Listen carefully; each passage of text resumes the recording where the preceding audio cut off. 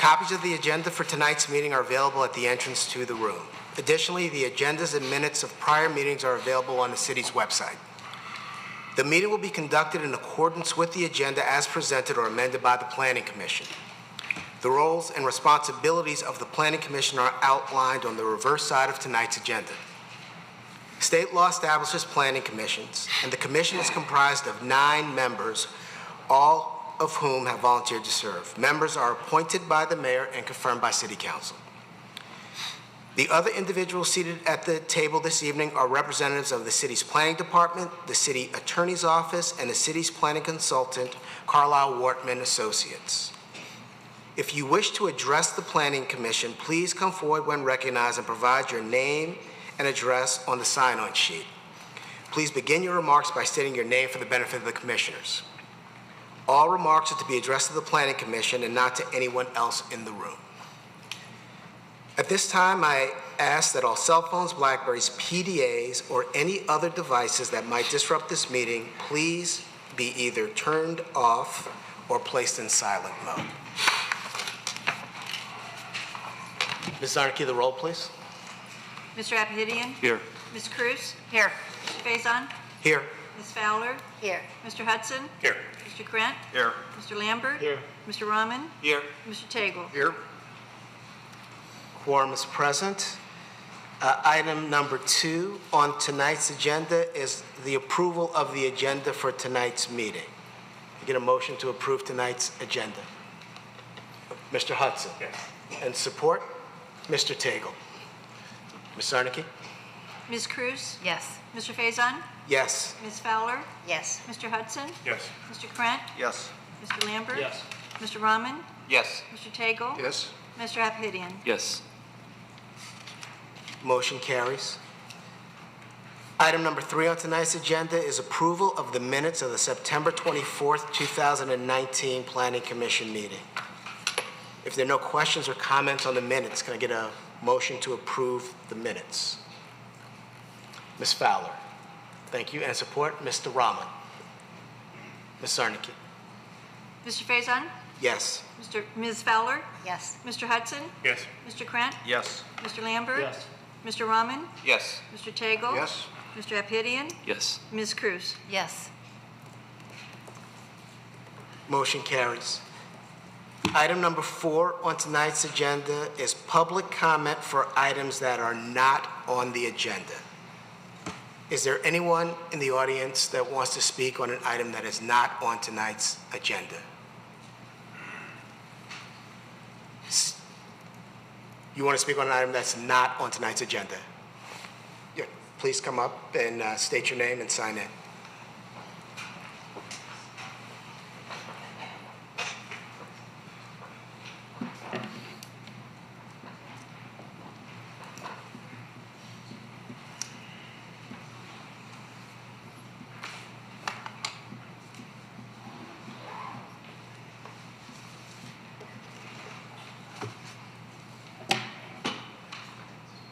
Did you want to speak on an item that's not on tonight's agenda?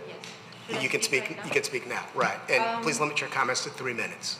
I would like to get some help on the issue which is like bothersome for many parents. My children are in Smith Middle School. The tennis court was taken off the ground. I know this is a school district. School district doesn't want to address that.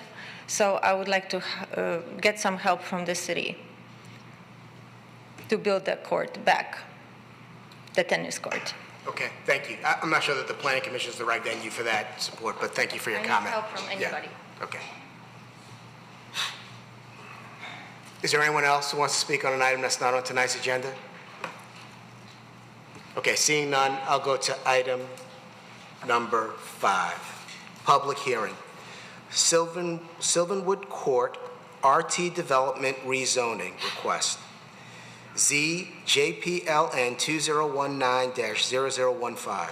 Proposed Sylvan Court RT Development Rezoning, northwest corner of Rochester Road and Sylvanwood, 88-20-10-426-029, 88-20-10426, 030-8820-10426031, Section 10, from R1C, one family residential, to RT, one family attached residential zoning district. Mr. Savada. I'll start. First of all, the property ID numbers, they really roll off your tongue. Like poetry. I'm going to start the presentation, and about halfway through, I'm going to hand off to Mr. Carlisle to finish it. So I've got a PowerPoint here for the audience. So a very, very brief background. The site that we're talking about this evening is a 1.2 acre site, zoned single family residential. In terms of history, some of you, or maybe all of you, are wondering why you're back here again when you were just here a few months ago in front of Planning Commission, and then after that, City Council.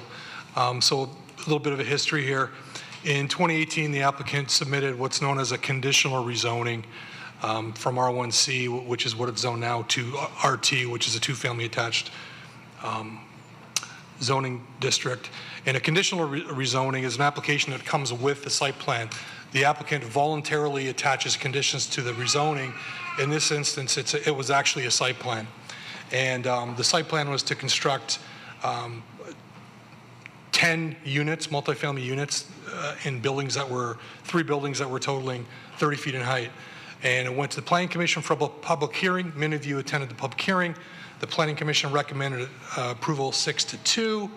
And then in July of 2019, City Council held a public hearing and they voted 7-0 to deny. So I'm sure many people here left the room thinking, hey, it's over. Well, we received an application, this completely different application, although it was for the same zoning district.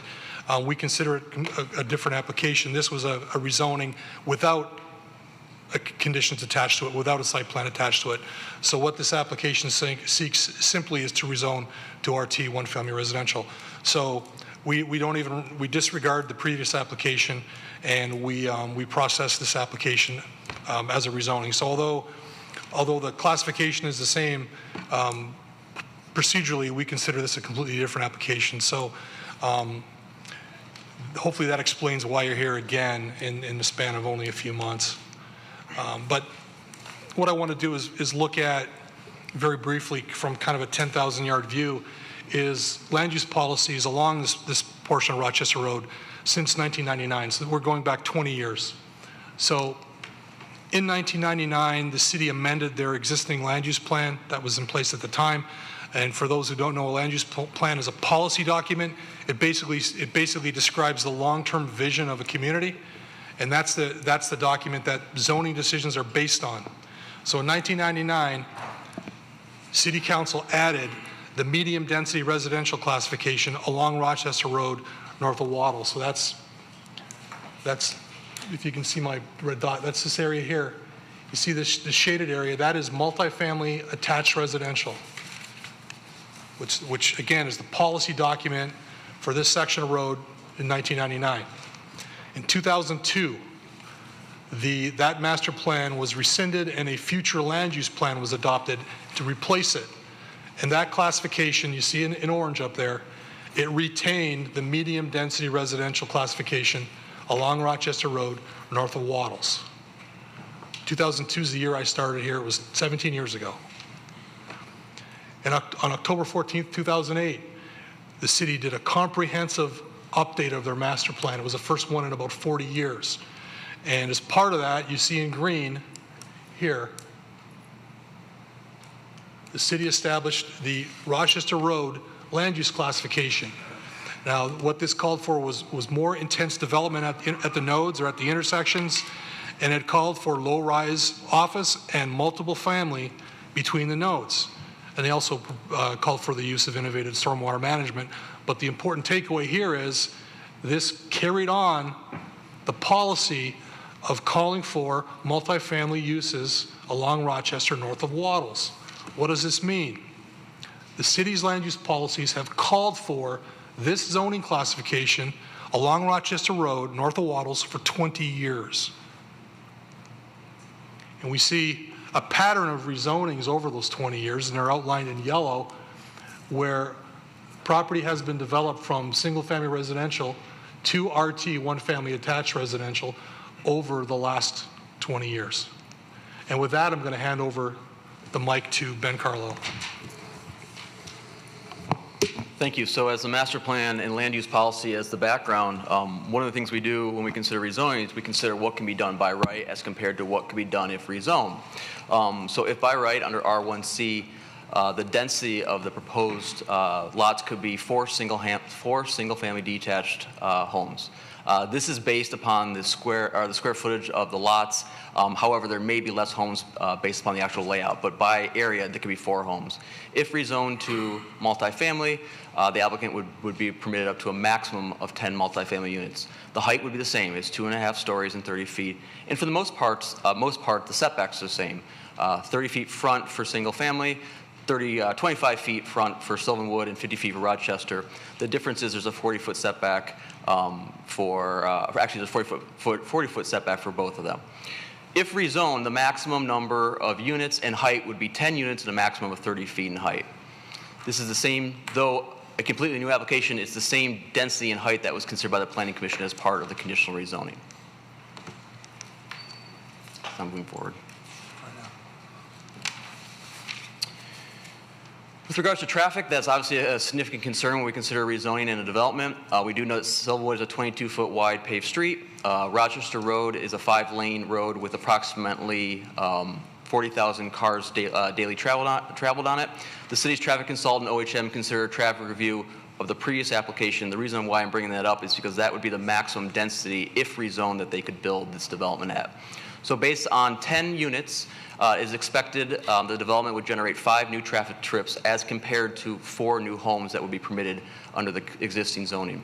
During the peak evening hour, the proposed development is expected to generate 8 new traffic trips. The traffic impacts as a result of the development would be minimal and not expected to significantly worsen traffic conditions on both Sylvanwood Drive or Rochester Road. When we consider rezoning, there are 5 standards that the Planning Commission is asked to consider. The first is the proposed rezoning consistent with the master plan? Second, is the proposed rezoning, will it cause or increase any nonconformity? Third, is public services and facilities affected by the proposed development will be capable of accommodating the service and traffic loads? Fourth, the rezoning will not impact public health, safety, or welfare. And fifth, the rezoning would ensure compatibility of adjacent uses of land. With that being said, we do find the development does comply with the required standards. The site has been master planned for medium density residential for 20 years. The site rezoning is adjacent or abutting Rochester Road, and that's consistent with the master plan. The rezoning does provide a transition from the heavily traveled Rochester Road arterial to the adjacent neighborhood. And lastly, innovative stormwater management can be required and confirmed through the site plan process.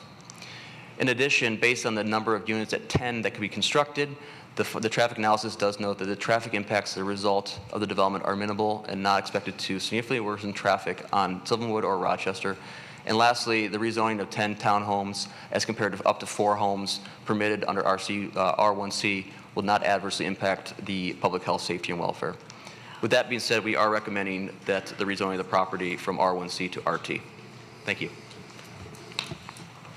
Thank you, Mr. Sullivan. I had one question, just for clarification. So the request is to rezone to RT, that's one family attached residential.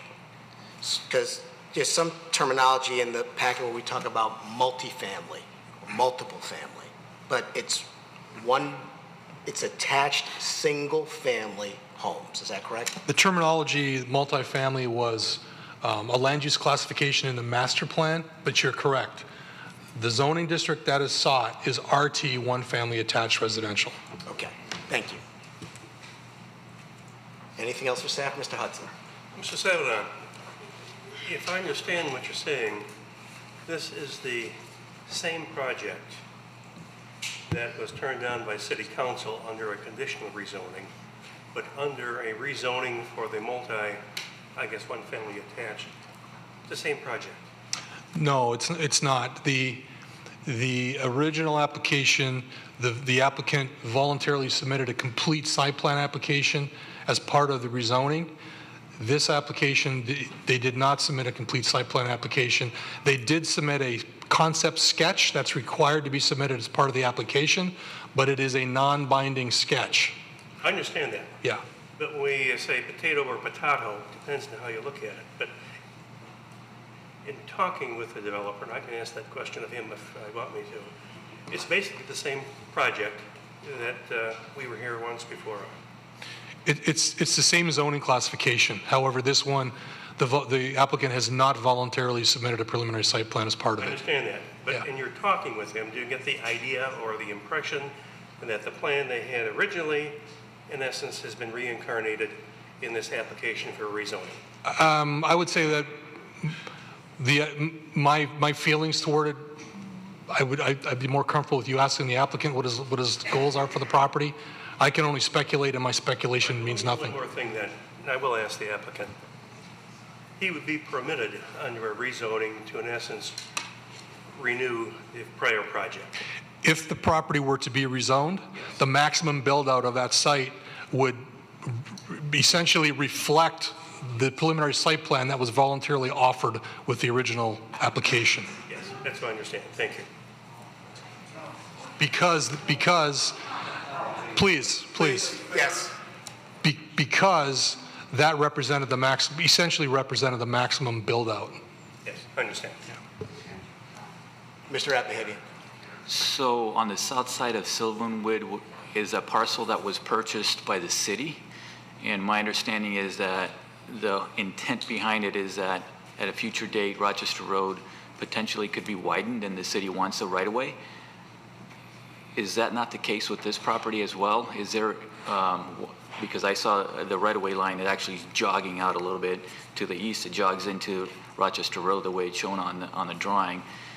Maybe if you can pull that up, we can just quickly look at it. Does that right-of-way acquisition, obviously it's in the future, but does that impact this project, or might it impact this project in any way? So with all applications along any major thoroughfare, the required setback is measured from the ultimate right-of-way. So what the long-term right-of-way for the road. You can see from the drawing here that we've not acquired the ultimate right-of-way yet. So the site would have been laid out meeting setbacks for the ultimate right-of-way. Okay, so potentially there might be right-of-way dedicated Potentially. after this project gets built, if it gets built. Potentially, yes. Okay. Any other questions? Mr. Lambert. Thank you, Mr. Chairman. Mr. Savin, I know you kind of came late to the scene since it was originally done 20 years ago. Do you have any knowledge or information that would give you a reason to us as to the width or the depth of the Rochester Road medium residential zoning classification or the master land use classification? The width shown in the master plan, it's conceptual in nature. There's not a specific width that's indicated. Okay, thank you. It was basically enough depth to allow for some multifamily along Rochester Road and serve as a transition between Rochester, which is a very busy arterial road, and the interior neighborhood. Anything else for staff? Thank you. So I'd like to invite the applicant to come up to present their project.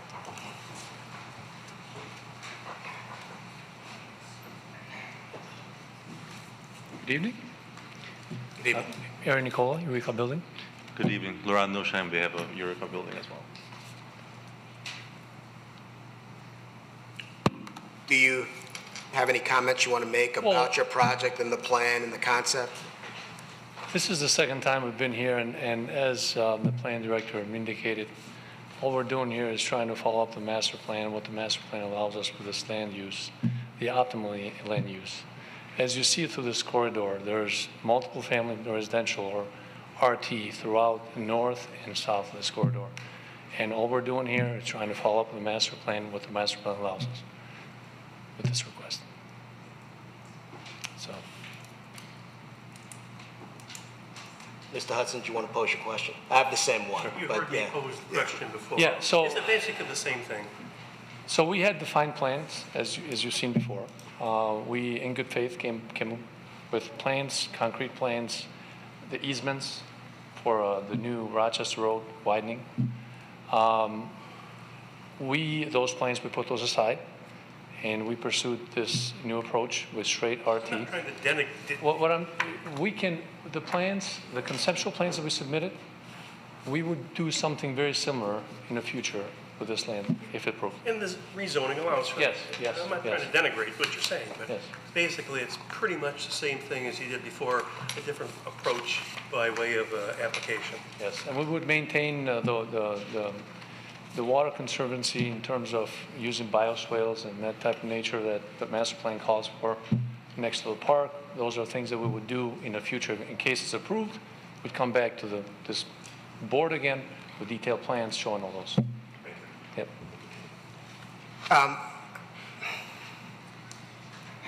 What consideration did you have for the fact that your conditional plan that was presented before, that was consistent with the RT rezoning, was rejected by council and objected to by a number of the neighboring residents? I guess I'm not, could you repeat that again, please? Did you weigh the fact that your previous application was rejected Yes. by city council and seemingly had a lack of support from the neighboring residents? Did you weigh that in this new application? Yes. We are at the understanding that we're following the letter of the law, the master plan that's approved. And if there wasn't a master plan there, of course, we had no leeway or wasting our time or your time with this hearing. So. I have a question, sir. Any other questions of Mr.? My understanding is master plan is a guideline. It's not really it's not a zoning ordinance or it's not by right? Is that correct? Master plan is a guideline, it's not the zoning ordinance, that's right. Master plan is a policy document. So It it's is not law. guideline, like what is the long-term vision? But we are required by law to base zoning decisions on the master plan. Right, with other consideration being considered, right? Yes, those other considerations being the standards that are contained in the zoning ordinance for rezoning applications. Anything else for the applicant? Mr. Apahidi. So the concept that you provided last time and this time has the access to the site on Sylvanwood. Are you at all considering any other location for the access point in terms of your layout, in terms of what can work, what might have minimal impact on any kind of traffic on Sylvanwood? We haven't per se in detail reviewed that option, but it would be something that we need to review once the rezone is approved before we get the site plan approval through another hearing in this board. Yes, that would be looked at.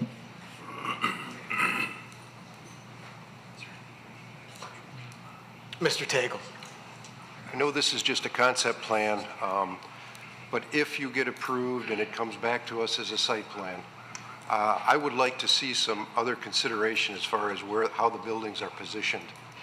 What we've heard in a number of previous applications having nothing to do with yours is when you're building buildings like this next to single family, there are some perceived concerns that you're looking down in our backyard, there's a tall building there. So it would be something that I would suggest that you take a look at if things get through and get your approval from council when you come back to us with a site plan, because that's what one of the things I'm going to be looking for. And we're willing to do that, yes. Thank you.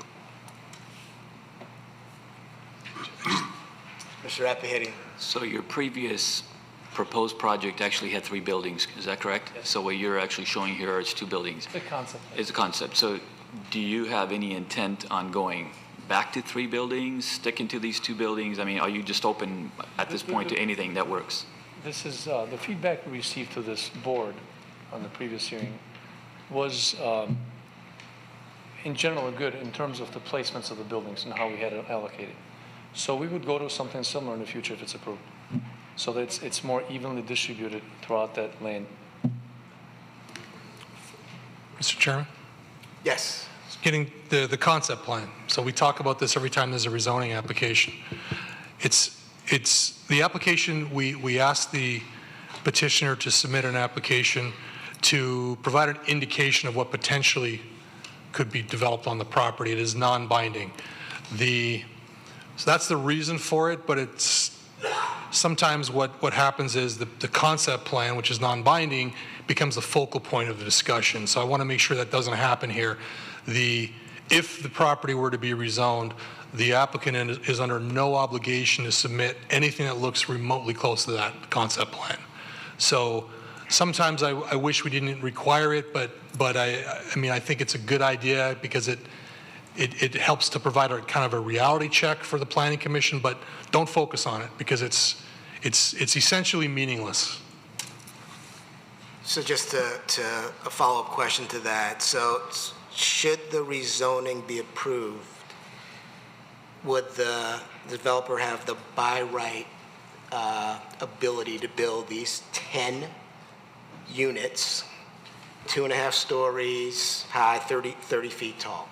The applicant would have to come before the Planning Commission with a site plan that met all the requirements. Having said that, I believe that the density requirement for the site would allow 10 multifamily units with a maximum height of 30 feet. So I think that's the focus, right, as opposed to the concept plan. Thank you. Anything else for the applicant? Okay, thank you. Thank you.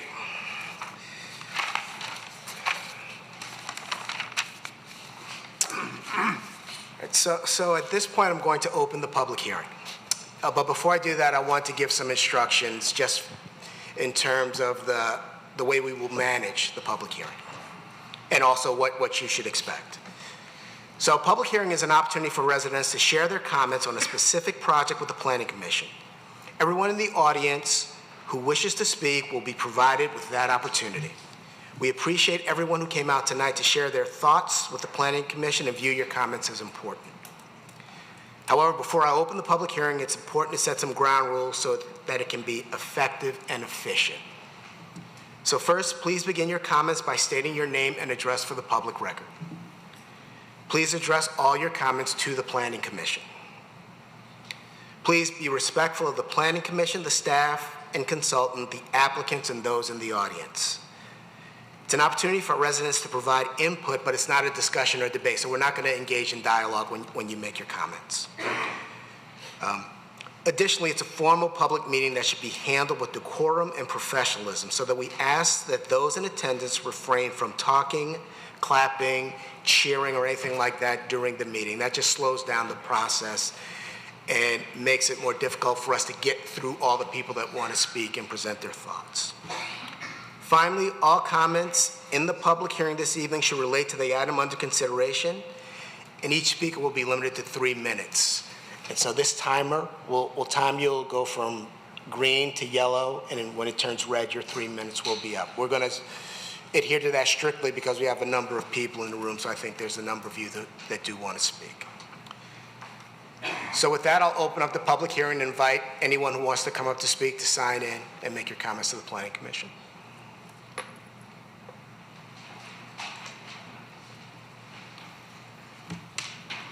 And if you choose to, you can queue up so that you can kind of be in the line to make your comments after the previous person speaks. It might make it easier.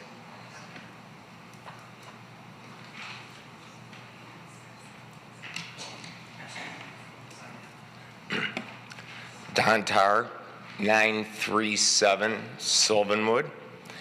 I just want to say I think all we're doing here is reshuffling the deck.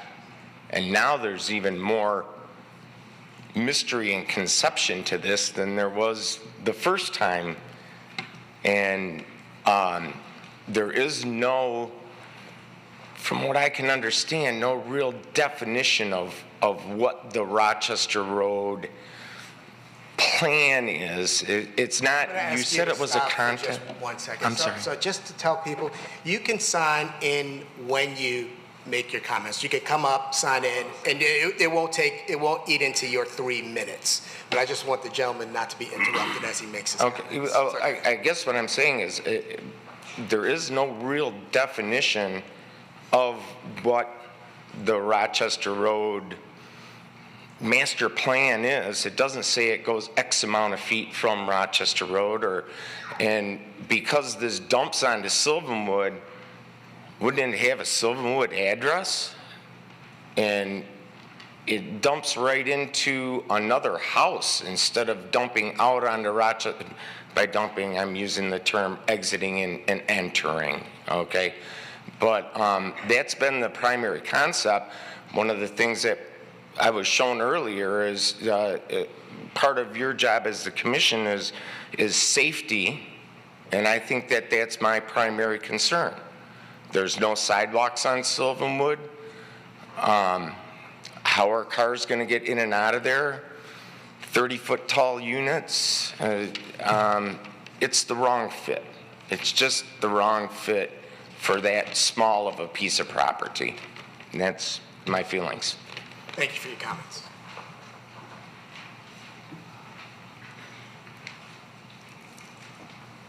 Hello, my name is Daniel Levitt, and I live at 871 Sylvanwood. And, you know, I know the Planning Commission in the past, people who've worked on this aren't perfect. Everyone's makes mistakes. But one of the things that we pointed out last time is that the man over here in the Planning Commission said, I recommend keeping the giant blue spruces, that if you're coming off, you know, Rochester and you're coming south, you're coming at about 45, you go to the cut-in and you turn and you can't see anything. So that shows you that he probably made a mistake in recommending that, because that would be unsafe if there's a, you know, a driveway right there. So that's just something I wanted to point out. And the man, this applicant, doesn't seem like he's operating in good faith. When we left here, we were told that the council, they balance the needs of the residents and the developers. When you asked him if he did any other consideration in the law, he said, no, it's the law. Well, in case nobody knows, you can also, and this is, I don't mean to be shocking, but I could go out and have sex with a 17-year-old and that's illegal. But I don't think any of my community would probably approve of that. In other words, you can't just do whatever's legal. That sounds like lawyer talk to me. So anyway, it sounds like he's almost wanting to go to duplexes, though I'm not sure, like side by side. It's going to end up with the same amount of people. And the Planning Commission, you keep pointing to the nodes, and I looked at all those streets. They all are dead end, or there's just there's houses. So when you come through, you know, Sylvanwood, you're entering a street that goes through to Ace Hardware, all those businesses, 2 schools. So people work on incentives. People have every incentive to avoid that traffic and go right down there. So anything you put at the end of the block, people are going to be coming down the street. If you add 8 units, it's the same amount of traffic. And he keeps pointing to this study over here that has been proven to be inaccurate. So I wish you would quit, you know, referring to that. It really is ridiculous. Anyway, that's all I wanted to say. You know, the amount of trips generated by side-by-side duplexes or jamming it, you know, we're all on board for 4 nice houses or, you know, something like that. But if you're just going to try to stack the deck, come here and be disingenuous, then, you know, there's other communities that we can move to. My son is out of high school in 4 years. So he did make the varsity soccer team when he was a freshman.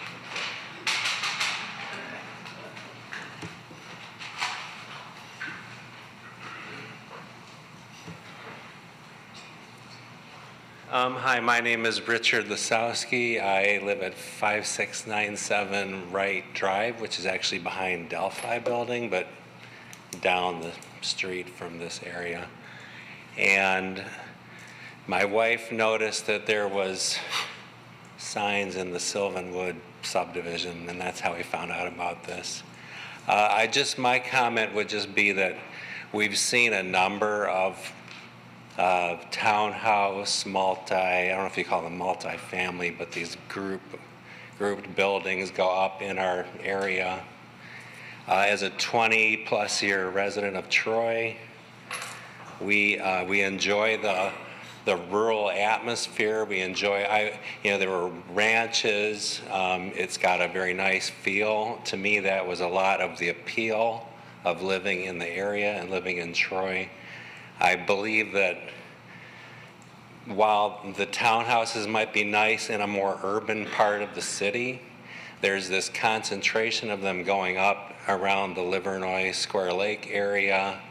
Personally, I feel that it detracts from my the feel and the way I enjoy my neighborhood and the way I perceive my part of the city. Also, long-term, I believe that other people like me who enjoy, at least modestly separated, detached homes, lower heights, I'd much rather see that, because long-term, I feel that people like myself who want to invest in that type of community, that's going to, long-term, it may impact my property values going forward if this continues, and it just detracts from my general appreciation of my neighborhood. So I just wanted that to go on the record. There may be other people who feel that way. I'm hoping that I'm stating that for them, because we've seen it over the past few years with the big rush of building and changing. So maybe the master plan can be fulfilled in other ways, maybe by keep the buildings lower, let them fit in with the landscape, put them in as land becomes available in other portions of the city, but the concentration in our part of the city, I'm feeling, is disturbing. So I'll just leave it at that. Thanks for your comments. Thank you. Did you sign in? Yes, thank you.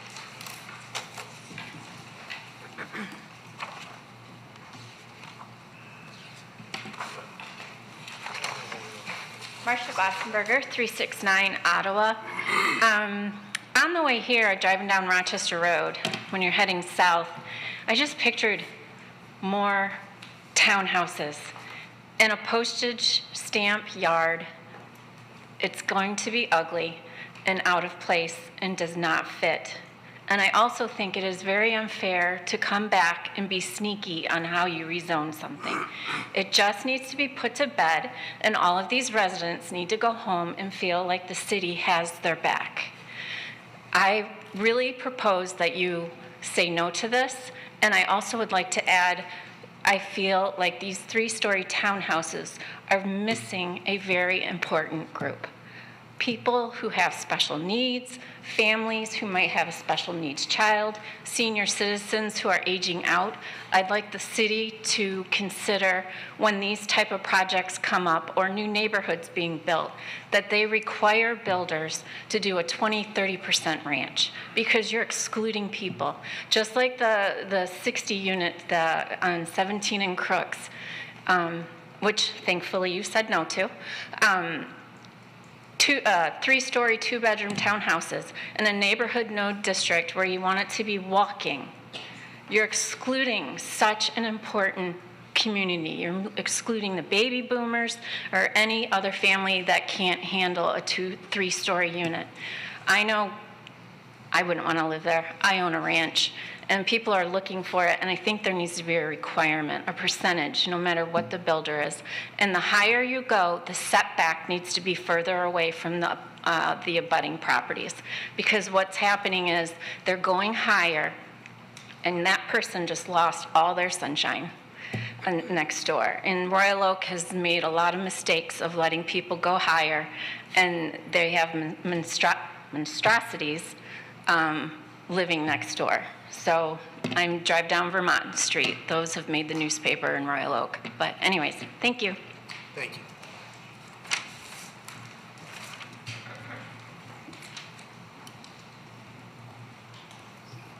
Hi, my name's April Orselli. I live at 894 Sylvanwood. I have lived in Troy for most of my 55 years. I live in the house my parents built. They have been residents of Troy since it was just a township. My father was part of it.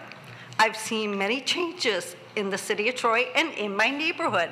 I remember horses growing up. I remember the field of the subdivisions being just that, a field. I don't have a problem with them building here. I do have a problem with 10 units. The city council agreed it was too much for too small of an area. And I think even going down to 8 is too much for that small parcel. Nobody's looking at what happens to the snow. When they clear their parking lot, where's it gonna go? Can't go out onto Rochester Road. We already have problems with the snow from Rochester getting stuck trying to get out on it to go to work because they just plow Rochester. They never scoop in there so that we can get out.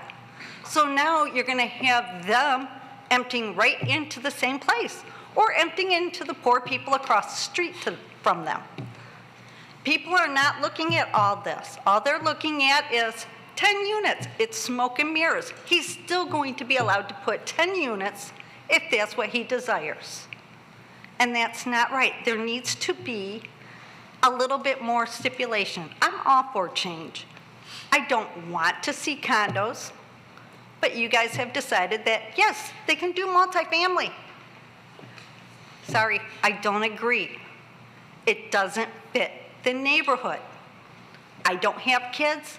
The more you guys are doing, and I'm a long-term resident, I want out of Troy. People say, you like living in Troy? Not anymore. I wouldn't recommend it. It's just becoming too congested. It's no longer the nice, friendly family atmosphere. I used to know every single one of my neighbors. I knew who drove what car. You're trying to tell me that 10 units there is only going to be 4 people out, 1 person in? Everybody has to work both people have to work in order to afford those houses. So that's going to be 10 times 2 is 20. So your math doesn't add. Thank you for your consideration. Thanks for your comments.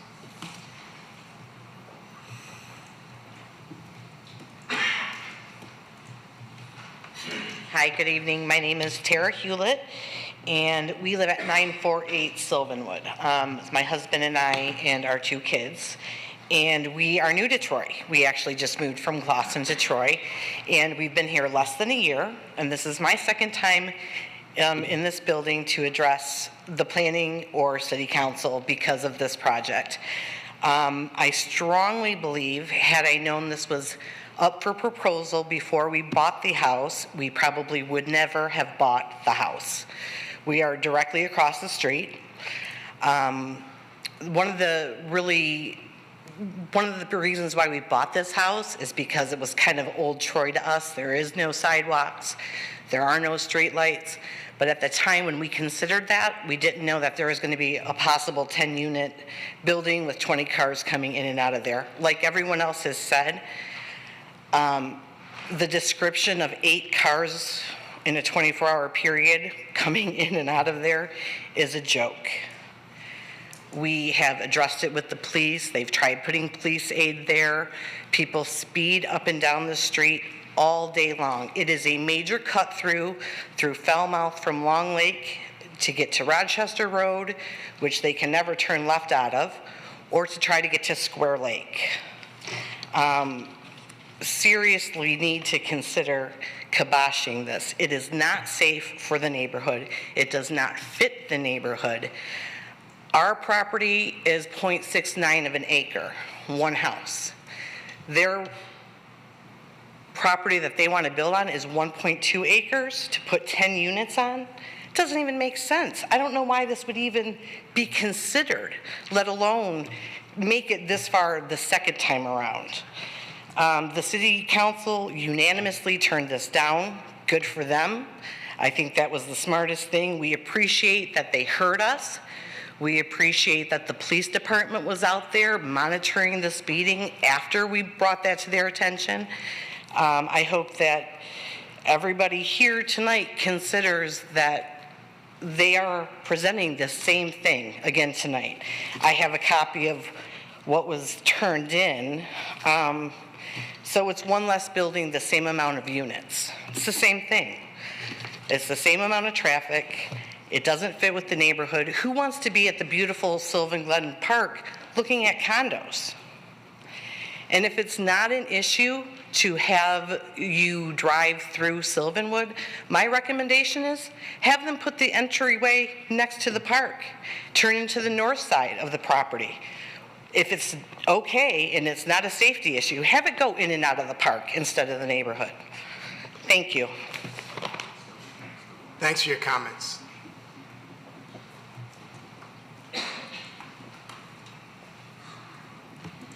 Good evening. I'm Alliston Peck, 863 Sylvanwood.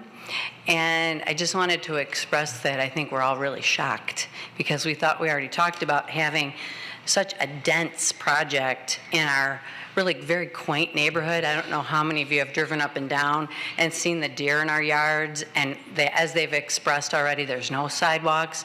We have bikers, we have senior citizens walking up and down the street, and I just feel that still we're back on a safety issue, and I thought we'd already covered that. So I just wanted to express that I sincerely hope you'll consider just not doing the rezoning. This, I don't think, I was hearing people say 4 homes maybe could fit, something like that, but these multi-units with 20 drivers, it's already very dangerous. I have a new driver, and she's already finding it a difficult road, and to get onto Rochester Road has been a little hazardous. And we always have to go into the left-hand turn lane, as I expressed the last time that I addressed you guys. So I just hope you really consider not accepting this proposal, especially without even the conditions of knowing what it's going to look like. And I think it's going to make a major impact on a neighborhood we felt was a quaint, rural type of environment.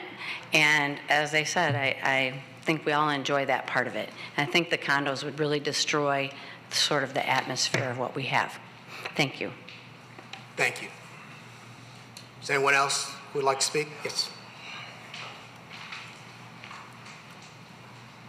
My name is Christine Samancic, and I live at 5464 Whitehaven, and I get the traffic that's cutting through from Long Lake to Square Lake.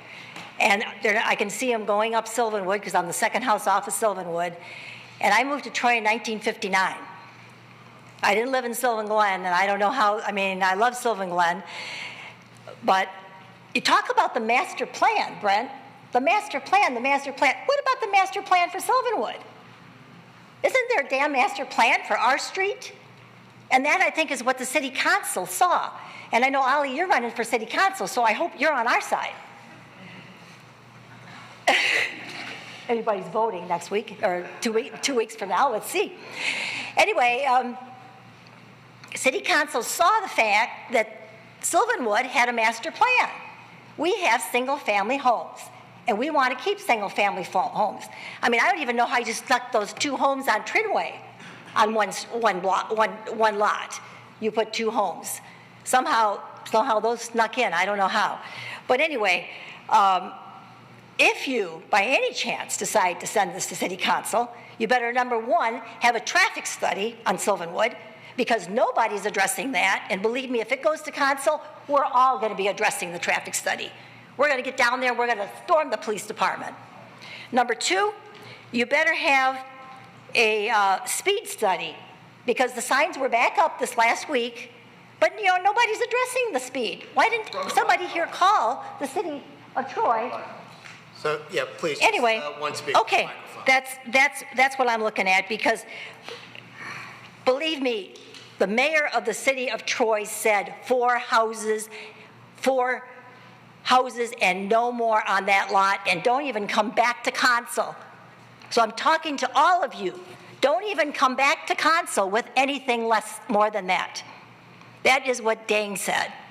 And 0 people said yes. They all voted it down, okay? So I'm hoping each one of you are hearing this. Because if you send it back to Council, you're all going to have egg on your face. Thank you, sir. Did you want to speak? Mr. Chairman? Yes. Just for the record, for those in the audience, the role of the Planning Commission this evening is to make a recommendation, not to approve or deny, but to make a recommendation. And whether it's a recommendation of approval or recommendation of denial, it's going before City Council. Thank you for that clarification.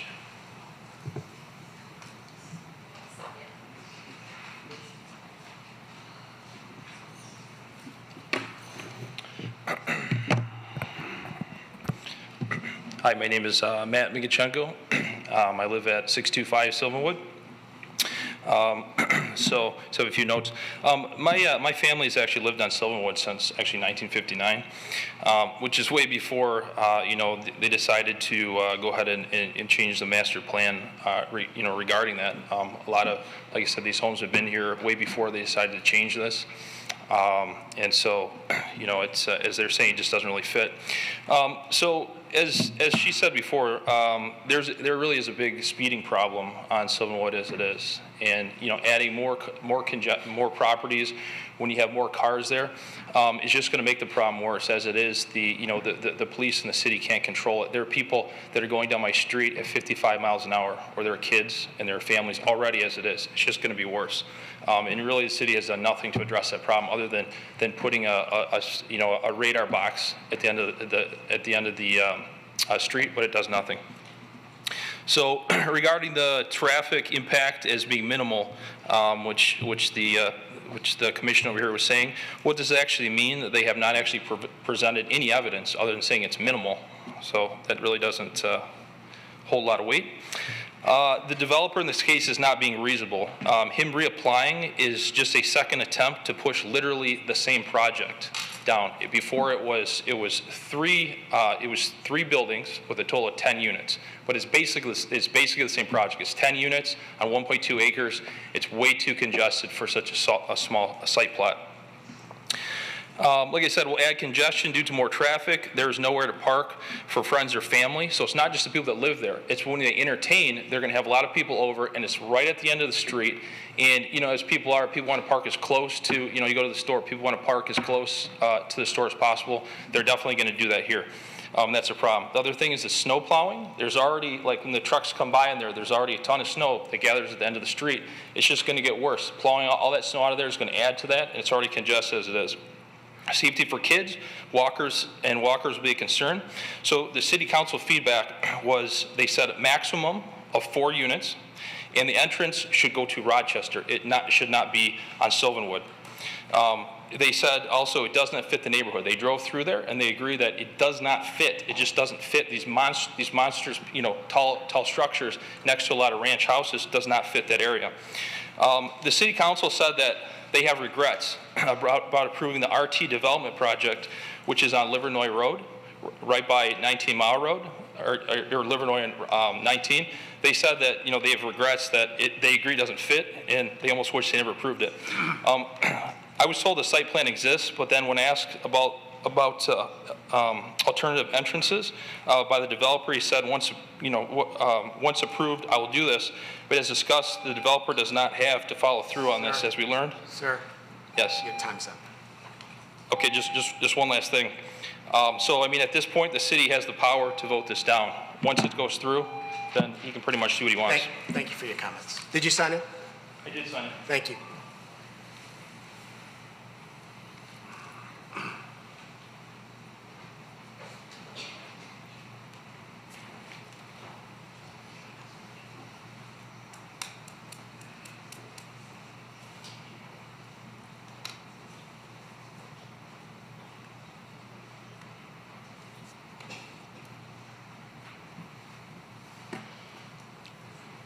Good evening, members of the Planning Commission. Thank you for hearing my comments. My name's Dave Orselli. I live at 894 Sylvanwood. Been there almost 30 years. I enjoy the neighborhood. Everyone that's spoken before me has talked about the single-family residences, the ranches, basically the single-family homes. I guess the point I'd like to make is, as I sit here and I listen to everybody making comments, I haven't heard a single resident come forward and say something positive or pro-condo. Everyone here is dead set against it. This is not we've got better things to do, you guys got better things to do, but everybody that lives in that community knows that it does not fit what we have right now. And no matter how much perfume you put on this pig, you're not going to make this thing an acceptable thing to the local residents. And so I don't know what the solution is. Obviously, this poor gentleman has a lot of money invested. You know, he wants to develop the land, but I just don't think, I think the zoning, actually, the name of the zoning is a bit misleading. You call it one family attached residential. There's going to be more than one family in 10 units there. I think maybe we should look at renaming what that zoning actually is so that it's more matter of fact. Additionally, I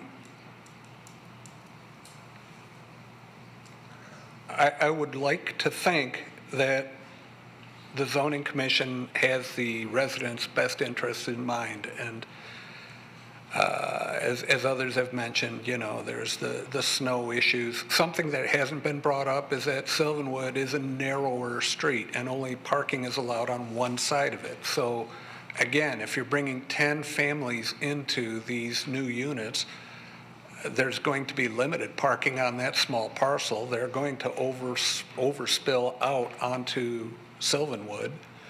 It doesn't appear that the entrance to that will be coming in off of Rochester Road because of the hazard that would cause. So this, in essence, is a new unit on Sylvanwood, in spite of the address on the plot of land. And I would just like you to consider that, again, not a single resident here has said anything positive about this. Thank you. Thank you.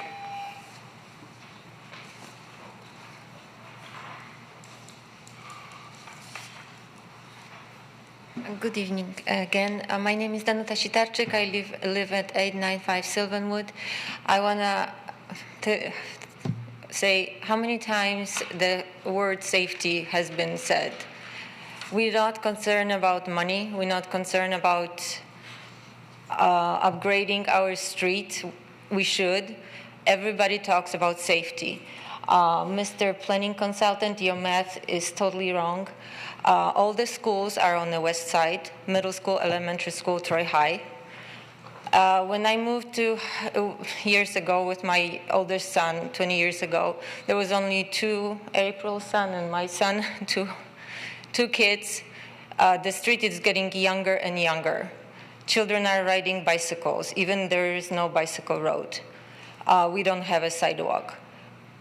Again and again, safety, safety, safety. All those cars will be going more through Sylvanwood than Rochester because everything is on the west side. Kroger, major stores, the closest stores are on the west side. So there is no question about the traffic. I don't know, sir, where did you get your numbers from and how did you do your research about the traffic? But I would like to ask you if you could recalculate it. I would just ask also, I mentioned this at the beginning, that you address the comments to the body as a whole and not any individual. I'm sorry. Yeah. And that's for you and everybody. That's not just So that would be basically, one more time, safety. Understood. Thank you. Thank you. Sir, did you want to speak? Yes.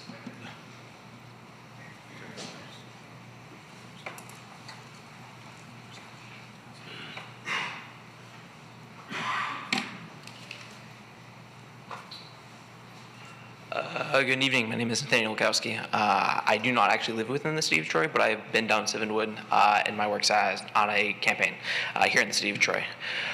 So my concern is you have this plot of lands where you are going to take good faith from somebody who has already gotten a plan rejected and is wanting to get their plan approved, taking it good faith after we've already rejected it. It feels a bit like Groundhog's Day, and I'm not quite sure why we're here again.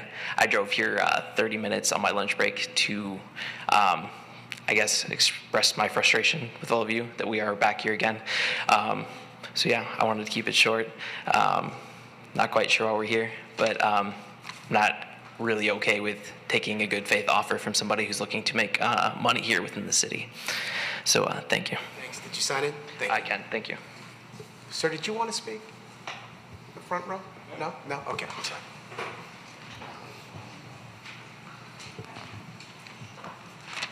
Good evening.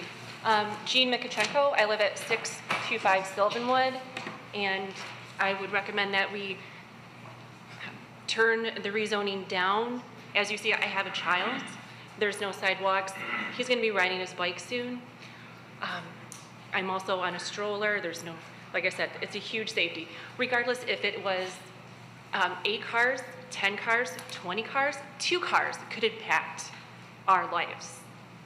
Just with the traffic and not, as it currently stands, speeding like it's a cut through. I would just highly recommend that we turn this down. Thank you. Thank you. Yes, I was going to ask that you sign it. Yes, sir.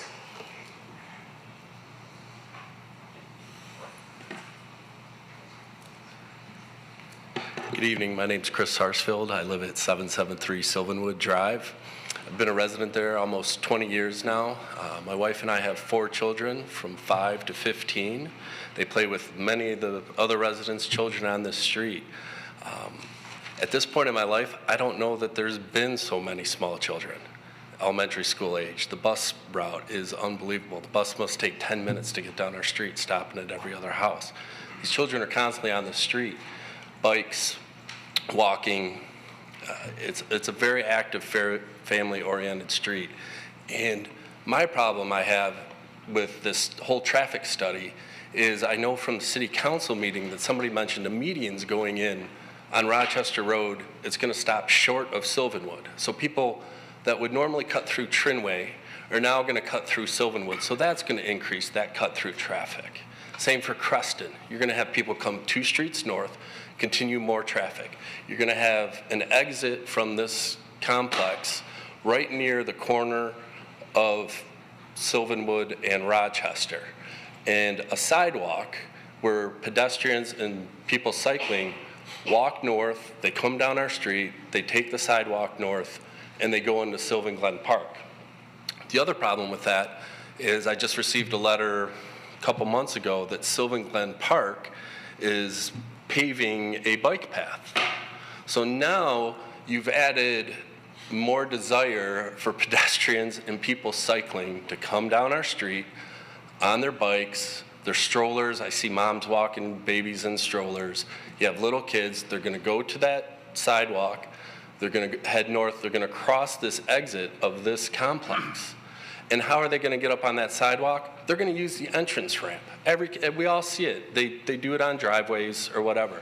You're going to have kids cutting across the street, going into this entrance to get on a sidewalk as cars zip around a corner that's halfway blind now with the trees as it is. They're going to be coming down south off of Rochester Road, and you're going to have the added cut-through traffic going north.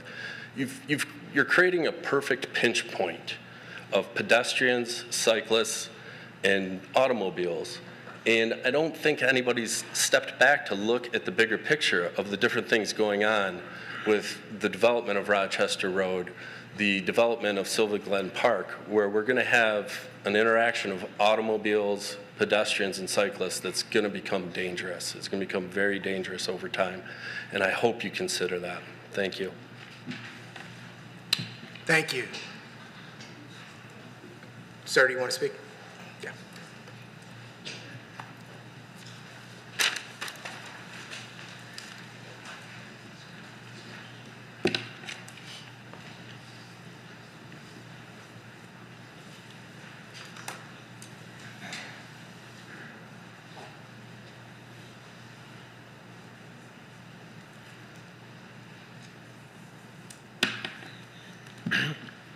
Hi, my name is Pierre Herrick. I live on 692 Sylvanwood.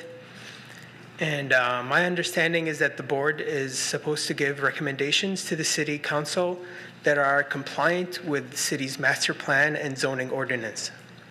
This project is not compliant with either.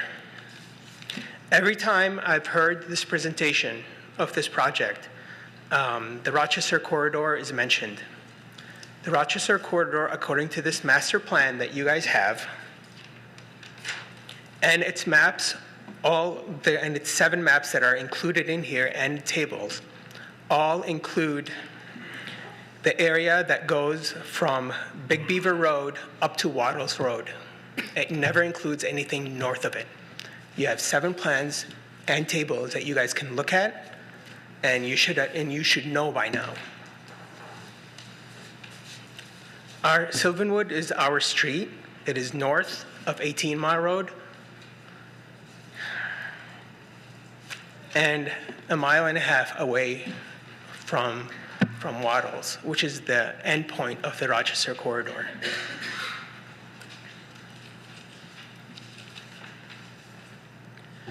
This project is going to need 3 variances that you guys are gonna, if you guys push it forward, it's gonna need 3 variances. It's gonna need 1 to change the amount of density that is in an R1C. You're gonna have to also change it to an RT, which, by the way, there are no other projects around us which have been given an RT designation, which have an 8 unit per acre density. All the ones that have been approved around us, even the 200 unit ones, have a 5 unit per acre density. I just want to know, I mean, if you have to correct all these wrong things that are in this project with variances, how many wrongs is it going to take it so it looks right on paper? Because all of us know that it doesn't look right when it's going to be done. That's about it. Thank you for your comments. Thank you. Would you like to speak?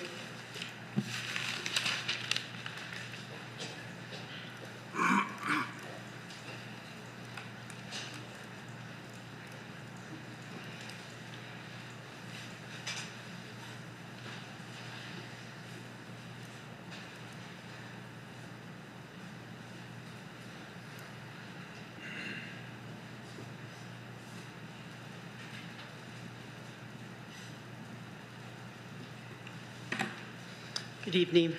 Hi, my name is Dorothy Clendenning. I live at 5371 Rochester Road. I'm right at the corner of Sylvanwood. My parents built their house in '55, and I decided to buy the house. I've lived there my whole life, and decided that I would buy the house for my mother. And everyone talks about safety. Safety is very important because my grandson actually takes the bus on the corner of Sylvanwood and Rochester. And I can't believe how fast these cars go down.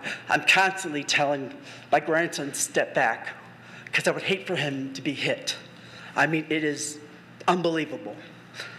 Second of all, they had a survey. He said the survey last time that the cars go by Rochester Road every 8 seconds.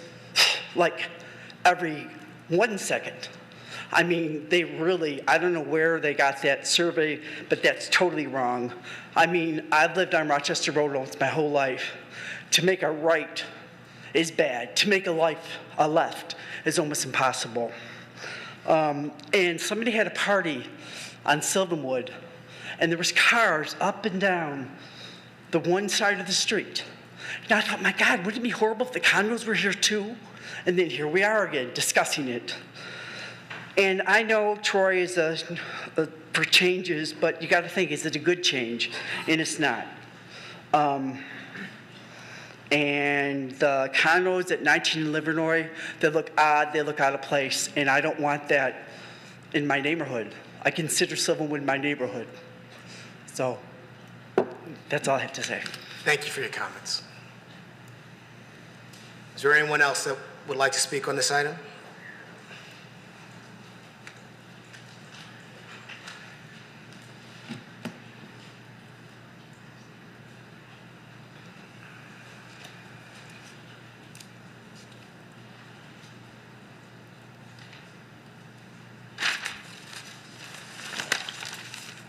Hi, Mike Donahue, 962 Sylvanwood, directly across from the proposed project. I'd just like to say I agree with everything my neighbors have said. Obviously, the community is very much against this, but the rejection, the unanimous rejection that happened at City Council, it came with some thoughts that the community obviously has in being opposed to this. And the fact that none of those were addressed in any way is surprising. This is an expensive meeting that we're having here. I know what my time is worth. I'm sure each of you do as well, and it's just a little frustrating that on a technicality, we're all dragged back out here tonight. I just think that if I needed to recommend to City Council to move forward with this project, I'd be embarrassed to do so after you know, the clear determination that they've already made. And you know, I have a number of other notes, but I think that probably sums it up right there. Thank you. Thanks very much. Is there anyone else who wants to speak on this item?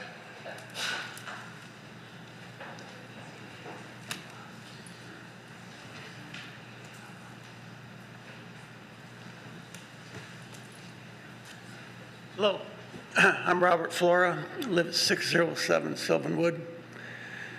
I'm on the corner of Sylvanwood and Somerton. Somerton was never built. Anyway, I just want to join in kind of with the crowd in support of denial of the rezoning. When I bought this property, it was single family. That's what the whole neighborhood was. That's what I expected it to be forever.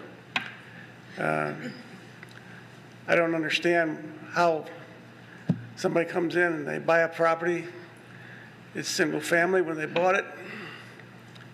They just go and they apply for a change. And it's considered. I think it should be denied. You know, that's the way it was when they bought it. None of the rest of us want it changed. Thank you. Thank you.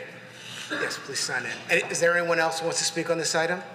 It says a single-family home sits on this site. It does not.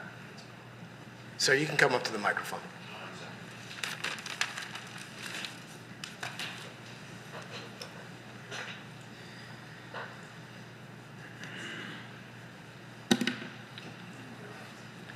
Hi, I'm Sir Rochester, and I live at 674 Sylvanwood Drive. I just noticed, like, from my own, like, commute going, you know, to and from Sylvanwood, like, sometimes there are a lot, you know, pedestrians walking around, like, during the evening hours. So, like, even, yeah, during, like right now, like, 7 or 8 p.m., like, there might be people walking with their dogs or, you know, biking. So, like, with Halloween coming up, like, if you have kids walking around, like, it's like really concerning that, like, if you have these condos set up, you have, like, yeah, more car traffic, and it's just like a big hazard. So that's all I pretty much wanted to say. Thank you. Yes, please sign in. Is there anyone else who wants to speak? Okay, seeing none, I'll close the public hearing and ask if there's any comments from the Planning Commission. Yes. Mr. Hudson. This is our second venture on this project, along with you. And I appreciate your angst, but you know, we're a nation of laws. Just like there's a speed limit in the highway, and if you go faster than that, you're breaking the law. This Planning Commission is also constrained by the law. The law requires us, if we are going to consider making a recommendation for a rezoning, that we've got 5 factors we must consider. And I'll read those. That the rezoning is consistent with a master plan. It is, apparently. The proposed zoning does not appear to cause or increase any nonconformity. That's obvious. If rezoned, the property will be capable of accommodating service and facilitate loads caused by the use of the development. The reports we get from the city and the experts seem to substantiate that. The rezoning does not appear to impact public health, safety, or welfare, and the rezoning will ensure compatibility with adjacent uses of land, referring to land not only to their subdivision, but the other 3 corners of the directions across Rochester, to the north of Rochester, and to the south. And while it may be great for us if we could do it, take into consideration traffic, safety, no sidewalks, small streets. That really is not one of the factors that we're constrained to follow in making a recommendation. And I recognize that City Council may well again turn this down. You know, I can't advise them as to the law. They've got their own experts on that and advice. But I'm telling you, in my opinion, I don't have any power to do anything but vote in favor of this project. I had a question for staff, because I just can't remember the last time, but I know, obviously, we did a traffic study. And then the traffic study, I would assume, addressed traffic going on to Rochester Road, and I would also assume going through the sub on Sylvanwood. Would that be part of the traffic study? It wasn't a traffic study. It was really a trip generation memo. It was, it was. Please, the public hearing is closed. It was prepared by our traffic consultant at the request of the city engineer. So it's based on a book called Trip Generation that it looks at the science behind what we can expect, how many trips we can expect in and out of the development based on the site plan that was provided at the time.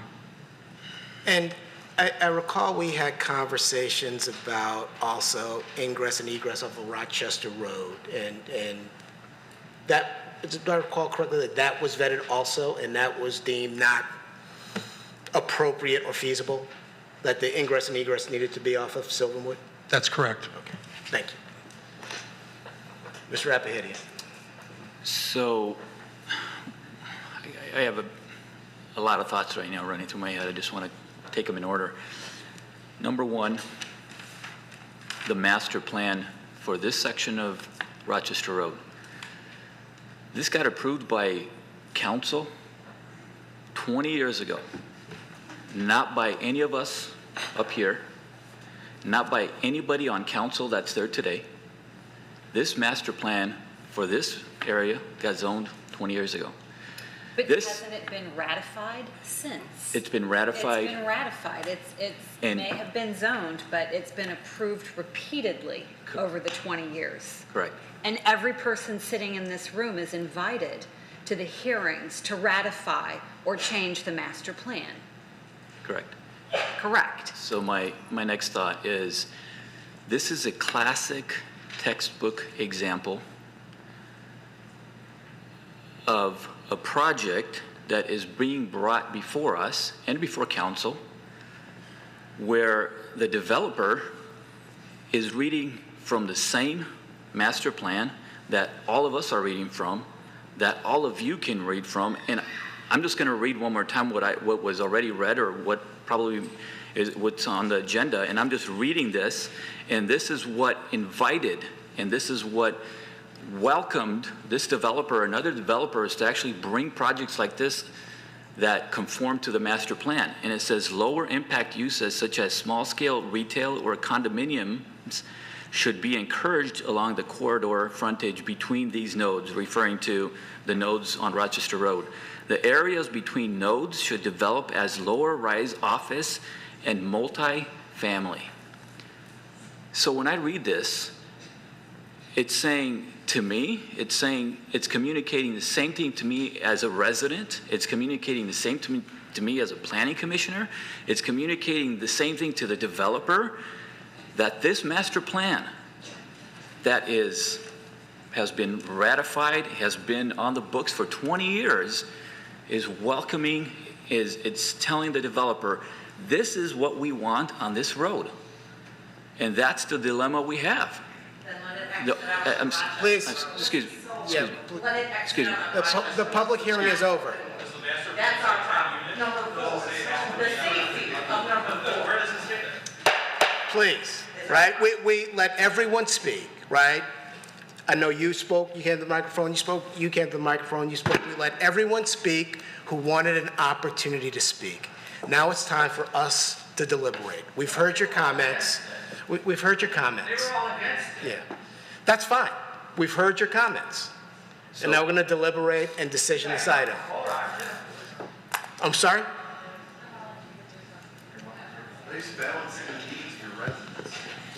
So in all fairness, I'm trying to advocate for the public in terms of I'm trying to see how we can justify denying or how we can justify looking at this project and saying our planning consultant came before us and said it meets all the requirements. The master plan is actually telling us and telling the developer, bring this project to us because that's what we're actually inviting you to do. And Mr. Chairman. We're going to have to ask people to leave if they're not going to be quiet. No, we have. No, we're going to have to ask people to leave if they're not going to be quiet. Everyone has had an opportunity to speak. We need to be able to conduct our business up here as a board. I will not hesitate to clear this room so that we can conduct our business if there are any more outbursts. Mr. Chairman, I just want to remind the Planning Commission and the residents, this project is not getting approved or denied this evening. The role of the Planning Commission is a recommendation. It still has to go to City Council. So keep that in mind. It is not getting approved or denied this evening. So please, you've all had a chance to speak. You'll have a chance to speak if it goes to City Council when they have the authority to approve it or deny it. Okay? Let's get through this meeting. Thank you, both. Mr. Abedian, were you done? not yet. Go ahead. Okay. A few more things. So all of us here have heard your concern. We hear the concerns of safety. We hear the concerns of no sidewalks. We hear the concerns of family with kids walking, biking. We hear the concerns of the actual access point to this development being on Sylvanwood and now Rochester. We hear all those concerns. We understand. We hear the concerns of the traffic count. We understand the concerns of snow plowing and how that needs to be mitigated. And we understand those concerns, but what I'm saying here is we have a master plan that's been on the books for 20 years, approved by City Council 20 years ago and multiple times after that. We have a planning consultant that is telling us and recommending that we recommend this forward to the City Council. We have a master plan. We have a planning consultant. We have laws that tell us how to address the policy document called Right. the master plan. So as much as I would like to say, if I say no, obviously the City Council has the final say, right? I can just deny it, but I don't have any grounds based on what our planning consultant just presented to us, based on what our master plan actually tells us to invite and to welcome as a development, a potential development on this corridor. We understand the impact. We understand that it's not what anybody envisioned 20 years ago or 30 years ago or 40 years ago when they moved on Sylvan Glen if they lived there. We get that. I get that personally. I understand that. But as residents, I think you have to understand the perspective and the angle we're coming at it from in terms of what we're working with. I'm working with exactly what I just read from the master plan. And we understand. So those are my comments at this point. Thank you. Mr. Lambert. Thank you, Mr. Chairman. I guess a clarification, and maybe I'll count on city staff to be able to provide some clarification, but from my understanding, 20 years ago, City Council did not have a role to play in the approval of the master plan. I believe it was just a planning commission function, but since then, state law was changed to allow City Council to make that decision. Am I correct? Good recollection, Mr. Lambert. Okay, thank you. So in fact, in the approving body for master plans back in 1999 was the Planning Commission. Same as in 2002. Law was changed after 2002. I forget which year. In 2006. In 2008, the City Council chose not to be the approval body, but in 2016, when the plan was amended and this classification was retained, City Council made that approval. Thank you. Appreciate that. Mr. Savadant, do you recall how many public hearings were held for the master plan ratification in 2016? I don't recall the number, but it was a significant number. I would say public hearings and public meetings, probably well over 15 or 20. Thank you. Mr. Chairman, I had one more follow-up question for Mr. Savidan. Sure, Mr. Leonard. Can you put the one picture back up on the screen that you had during most of the public hearing that showed the property? And I had a quick question. That one piece of property to the west of 5395, is that large enough for the construction of a single-family home, or would it need a variance? I know I'm putting you on the spot there, so. This piece here? Yes. I don't know. Would it extend all the way to the back? Okay. I don't know. I don't know. Sorry to put you on the spot. Yeah. The one point of difference I would have with Commissioner Hudson is that the one question I have is number 5, which is the rezoning will ensure compatibility with adjacent land uses. And that's my concern is with the rezoning proposal is, does it really ensure compatibility? And that's the question I have, kind of as to add on to Commissioner Apayedian. Compatibility in what way? I mean, compatibility because you couldn't potentially put a single-family home there, or compatibility as to the other 3 corners of the area? Mostly the compatibility to the existing single-family homes in the neighborhood.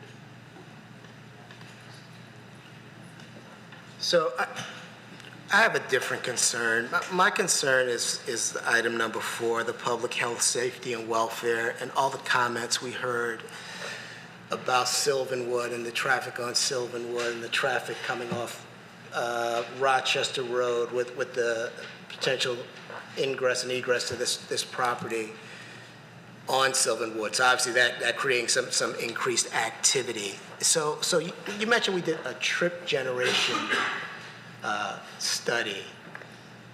Does that study factor in all of those issues? No, it's simply in and out of the. Yeah, it's based on basically this book. It's about this thick, and what's happened over years is that there's been studies of similar type uses. So there's you open up, there's a laundromat section, there's a single family home section, there's a video store section, and for each one of these are studies across North America where the people have actually counted how many trips come in and out throughout a 24-hour period, as well as how many can come in during the afternoon peak, which is the busiest hour during the afternoon rush hour, and how many leave during the AM or the morning peak, which is the busiest hour during the morning rush hour.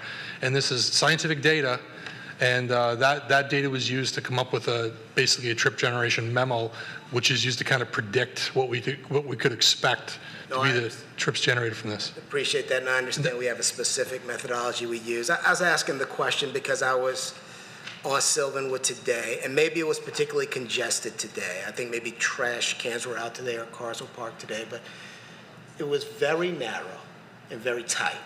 And listening to the residents' concerns about the incremental traffic potentially on Sylvanwood, I can understand their concerns. And I just don't know if as part of our diligence, that's an assessment that we make. You know, the impact on that specific street, because I'm guessing in other nodes that are RT, maybe the road is not as narrow as on Sylvanwood. There are 9 members appointed on the Planning Commission, and each member applies the standards as they see it. Mm-hmm. So each one of you brings different experiences, background, education to this board. That's one of the reasons that you're appointed here, is because you've got different perspective, and each one of you is going to apply those standards differently. So one of you, or more than one of you, may weigh the comments about traffic more or less than other members. That's to be anticipated. Again, the vote tonight is for a recommendation for City Council. Right, understood. Mr. Chairman. Mr. Crank. I'm sorry, Mr. Crank, then I'll go to Mr. Rumble. Yeah. This is for staff. I noticed looking at the map, the property lines on the map on Rochester Road, those property lines, matter of fact, it looks like one property directly east of the golf course actually goes into the road itself, the property line. Knowing all that, and it's been said earlier about the the expansion, the widening of Rochester Road. It's going to be contain a boulevard island up to Sylvanwood. Are there any plan? Is that going to need? Well, they're going to have the city or the county, whoever road jurisdiction is. Are they going to need to take property from those south of Sylvanwood to accomplish that widening? And then second part follow-up, is there going to be considered maybe 10, 20 years down the road a continuation of that boulevard with an island up to the next mile road? So my concern is if we, right now that property line jogs into looks like the right-of-way just north of it where the line is. So, are they going to have to chop part of that out, or how does that affect the setbacks in the future? So if this were to be approved by City Council, just speculatively, just for the sake of this conversation, if it were to be approved by City Council, the applicant would have to come back with a site plan before the Planning Commission for review and approval. That Planning Commission would have to be designed to meet the requirements of the ultimate right-of-way, which is to say the long-term width of that right-of-way, which I believe at that location is 150 feet. Don't quote me on that. I'm fairly confident, but I'm not the city engineer. Nor can I speak articulately and intelligently about the future plans of Rochester Road. That's not my bailiwick. But at that time that we saw a site plan, they'd be required to prove that it's going to meet the ultimate right-of-way, and we're not going to have to be in negotiations in the future acquiring property and affecting this development. Thank you. Mr. Faison, if I may, I'm putting my lawyer's hat now on, Brent. I can tell you in condemnation cases, when there's a question of necessity, you cannot take into consideration in making that determination something that may happen in the future adjacent to that parcel. So I suggest maybe while the planning department is going to take a look at that and consider it, I don't think legally you can do that. Well, may I, Mr. Chairman? Yeah. I don't want to recognize Mr. Robbins. The reason I can speak to this with a little bit of confidence is the previous application that went before City Council as part of the conditional rezoning that was denied by City Council. The applicant proved and was willing to design it in such a way that that property would be there for acquisition by the city in the future. So he's already demonstrated he can do it, and he was willing to do it at the time. Well, he may not be willing to do it this time. Mr. Robbins, did you have a point? Yes. So I have the same concern. This traffic study, I think we need to know a little bit more about the Sylvanwood Road, because it's the cut-through traffic that gentleman mentioned. I think it's a concern for me too, because there is a connection to Long Lake Road, so there will be some people who try to bypass that area. So from a safety standpoint, we need further study, before we. Thank you. Yeah. Mr. Rapidi. So I have a question. One of the concerns, obviously, just to piggyback on that, one of the concerns that has repeatedly been brought up is the issue or the data, the trip generation. Mr. Carlisle, can you please clarify for us and for the audience what that data actually says in terms of the numbers and the difference between peak hour and 24-hour? Yes, give me 1 second here. I want to pull up.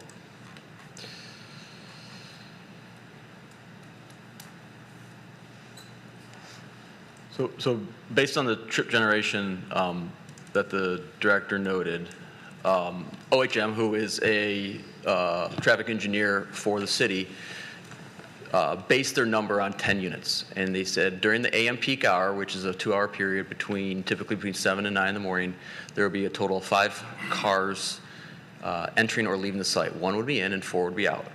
Based on PM peak hour, again, that's typically between 4 and 6, during 1 hour between 4 and 6, a total of 8 cars would enter or exit the site. That would be 5 in and 3 out. So daily, they anticipate a total of 35 cars entering and leaving the site, 17 in, 18 out.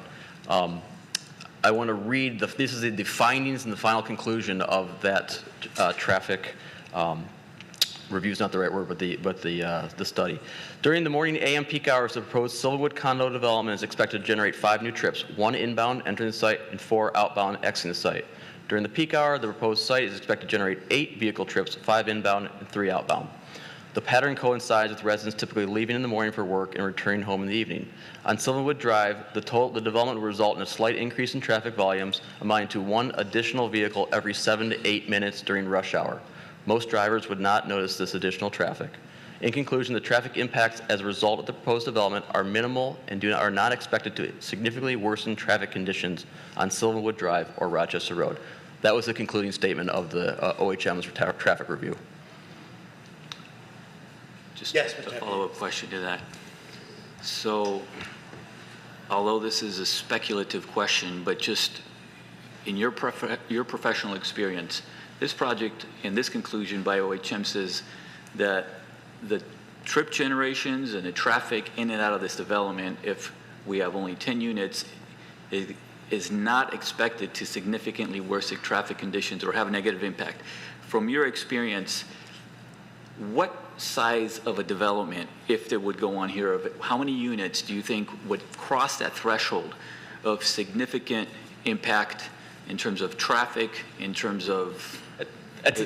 I'm not a traffic engineer. That's a difficult question for me to ask, or for me to answer. I will note that traditionally, single-family homes generate more traffic on a unit-by-unit basis than multifamily units or developments such as proposed. That being said, 4 single-family homes probably would not have as much traffic as 10 multifamily, but the difference wouldn't be as significant as you may think. But again, that is really a conclusion that OHM would have to make. Okay.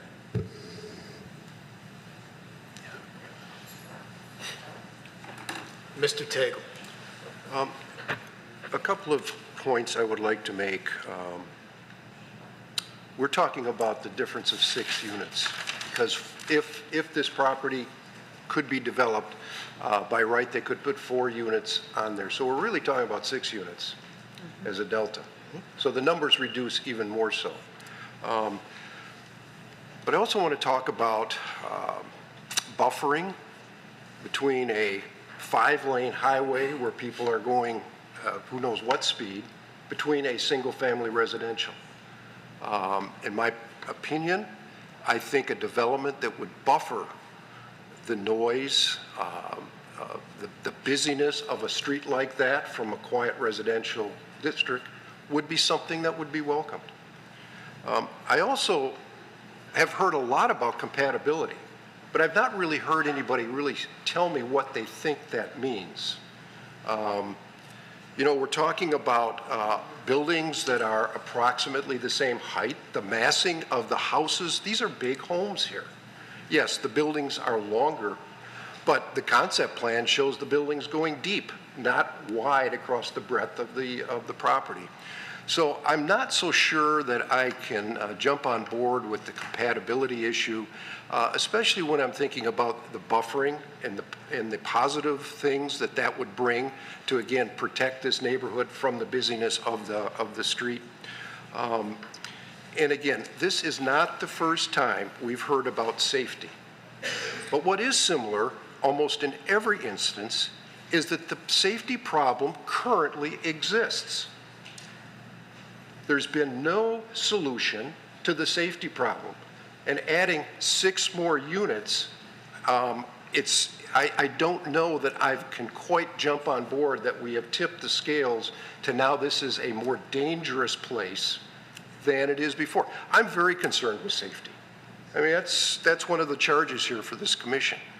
But there's no sidewalks now. People speed now.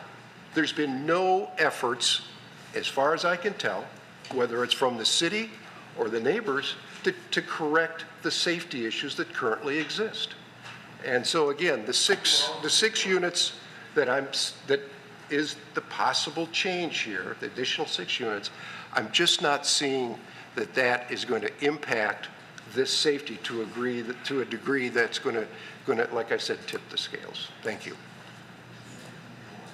Hi, Mr. Rama. So I expect that there will be 10 units, and it will be families living here with small kids. So like 2 kids, 20 kids. I don't expect like older kids would live there, because the people come here in Troy for school, mostly. So in that small 1.2 acre, all this I'm hearing that there is no, walkable, footpath or those things are not there. They will be walking on somebody else's lawn or on the street. So I feel like from that standpoint, I feel like safety is a concern. So yes, it is not going to make additional traffic or that kind of safety. But the people who will be living there, their kids will be in danger. Because there could be somebody walking out and then a car can turn and try to get into the Long Lake Road by cutting through. That kind of safety that I'm more concerned. Because that's the way I see that this place with 10 units, there will be kids living there. So I'm still concerned. So from a traffic standpoint, yes, I understand that in the 5 or 10, whatever traffic that we're talking about may not be a major impact, but we are exposing kids to accident. So how can traffic not be a major impact with 6 additional units, but safety suddenly goes through the roof? Well, if you have 2 units versus 10 units, you are exposing the risk, right? And it's just simple math. That's the way I am saying. Right. But what you're assuming is that every one of the 10 units will be occupied by families with children. I don't think that that's the correct assumption to make. Some units might be occupied by families with children, but not all units. I understand that. That's a probability. And I always, when I design things, I always take the worst case condition. That's how I have to consider. And not only that, I assume that 2 years down the road, on the opposite side, somebody will make the same thing. They will come here, and then whole Rochester Road will be a wall, like the way Mr. Tagle is suggesting. I don't think that's a good idea. But taking your logic, right, that there could be an errant car that turns on Sylvanwood and injures or, God forbid, kills a child, right? What is the math that you think so exponentially increases those chances from 6 extra units? I mean, in my mind, you could have anybody turning on Sylvanwood, whether they live on that street or not, coming in off of Rochester Road, that could take out a child. So 6 extra units I mean, I'm not a math major, right? I'm a lawyer, but I'm just saying, just using deductive logic, how do you put some exponential factor that is so great by 6 extra units that now we have a huge safety concern? 6 over 10 is like 6 units more. 6 over 10 over 4 is higher, right? So it's a 6 more units. Thank you. So thanks. I want to recognize Ms. Fowler, though, because she was trying to be recognized. I'm sorry. I want to make sure that I'm understanding some of the discussion that had gone on in the past, that the exit from this development would always be on Sylvanwood, that there was no possibility of that exit being on Rochester Road. My understanding is the applicant met informally with the engineering department and was unable to prove that a entry drive on Rochester Road would be safe and could be supported. Any other comments? I have one more question. I was not in the Planning Commission before, but is it true that Rochester corridor ends at Wattles? I don't believe that's the case, but that's... The master plan designation shown this evening is accurate.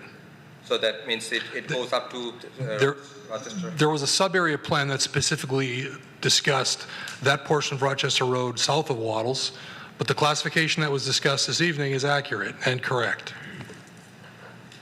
And then this classification says that in between nodes, there will be our judgment that how dense it should be. Is that true? It doesn't use the words "our judgment." It's specifically... It's the recommendation of the Planning Commission. Like, we don't expect that all the parcels will be converted to tall buildings. It talks about what appropriate land uses are, what land uses are appropriate mid-block, basically, between the nodes. This will be some discussion, and we'll have to make a decision based on that. Safety, compatibility, on all these. It specifically calls for low-rise office and multiple family uses between the nodes.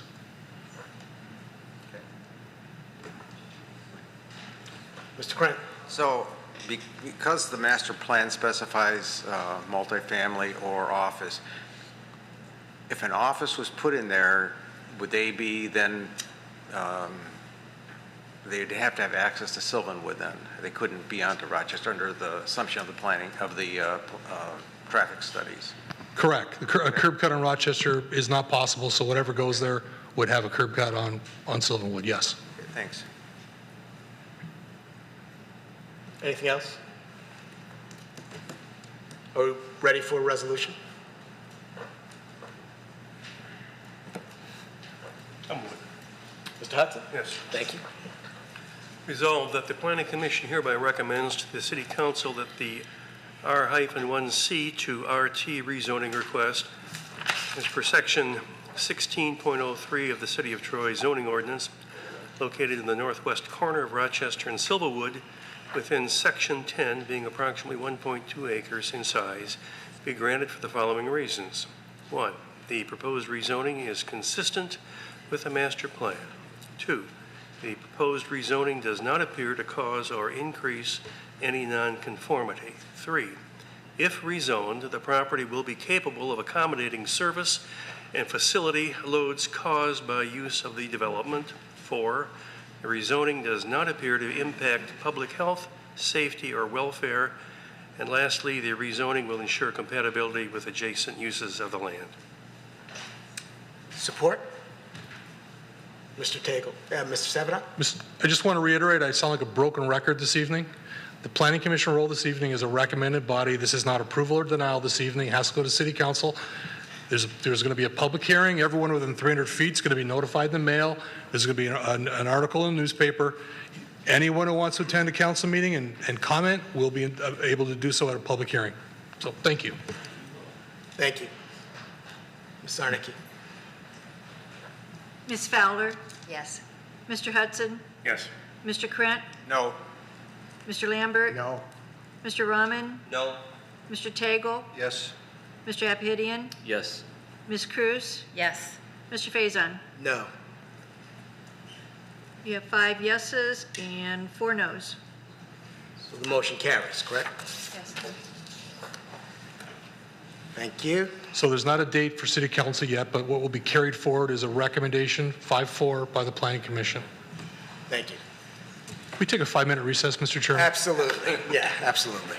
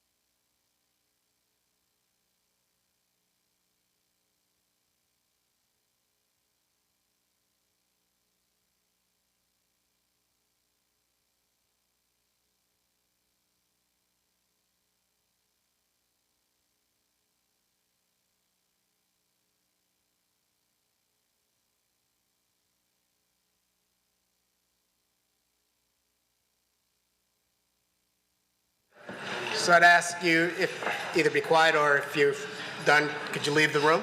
Thank you. Item number 6, public hearing, Clearview Homes rezoning request, ZJPLN 20190030. Proposed Clearview Homes rezoning southwest corner of Rochester Road and Dieta Avenue, 882003278027, Section 3, from R1B, one family residential, to O, office district. Mr. Carlisle. Yes, thank you and good evening. Tonight before you is another rezoning request for the corner of Dieta and Rochester. The site is approximately 0.24 acres in area, and a single-family home currently sits on the site. The site is zoned R1B.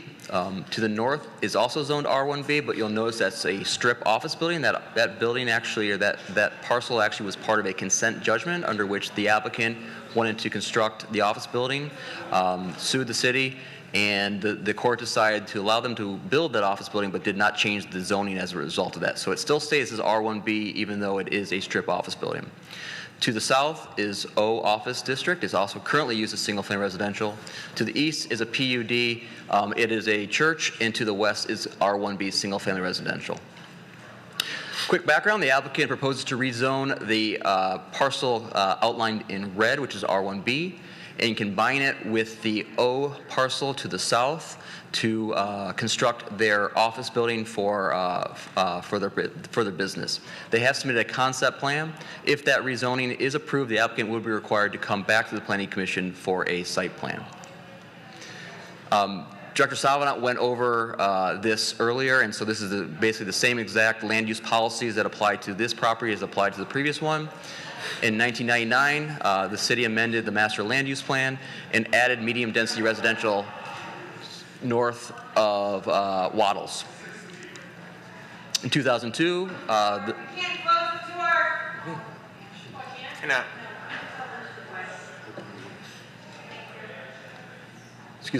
in 2002, the city adopted a future land use plan and again retained medium density residential along Rochester Road north of Waddles. In 2008, the city of Troy adopted the city comprehensive master plan and established the Rochester Road land use classification. And that classification called for more intense development at nodes and added low-rise office and multifamily uses between the nodes. So they added the actual office uses into that. That was a change from the earlier land use designations. And again, encouraged the use of innovative stormwater management. So as Director Salvanat noted, the city's land use policies have called for medium residential development along Rochester Road north of Waddles for the last 20 years. And then within the last 10 years have added other low impact uses such as office. Similar to the last development, we compared it to what could be done by right versus if rezoned. If by right, it could be one single family detached home. It's not applicable in terms of density of his office. However, the height could be up to 3 stories or 36 feet.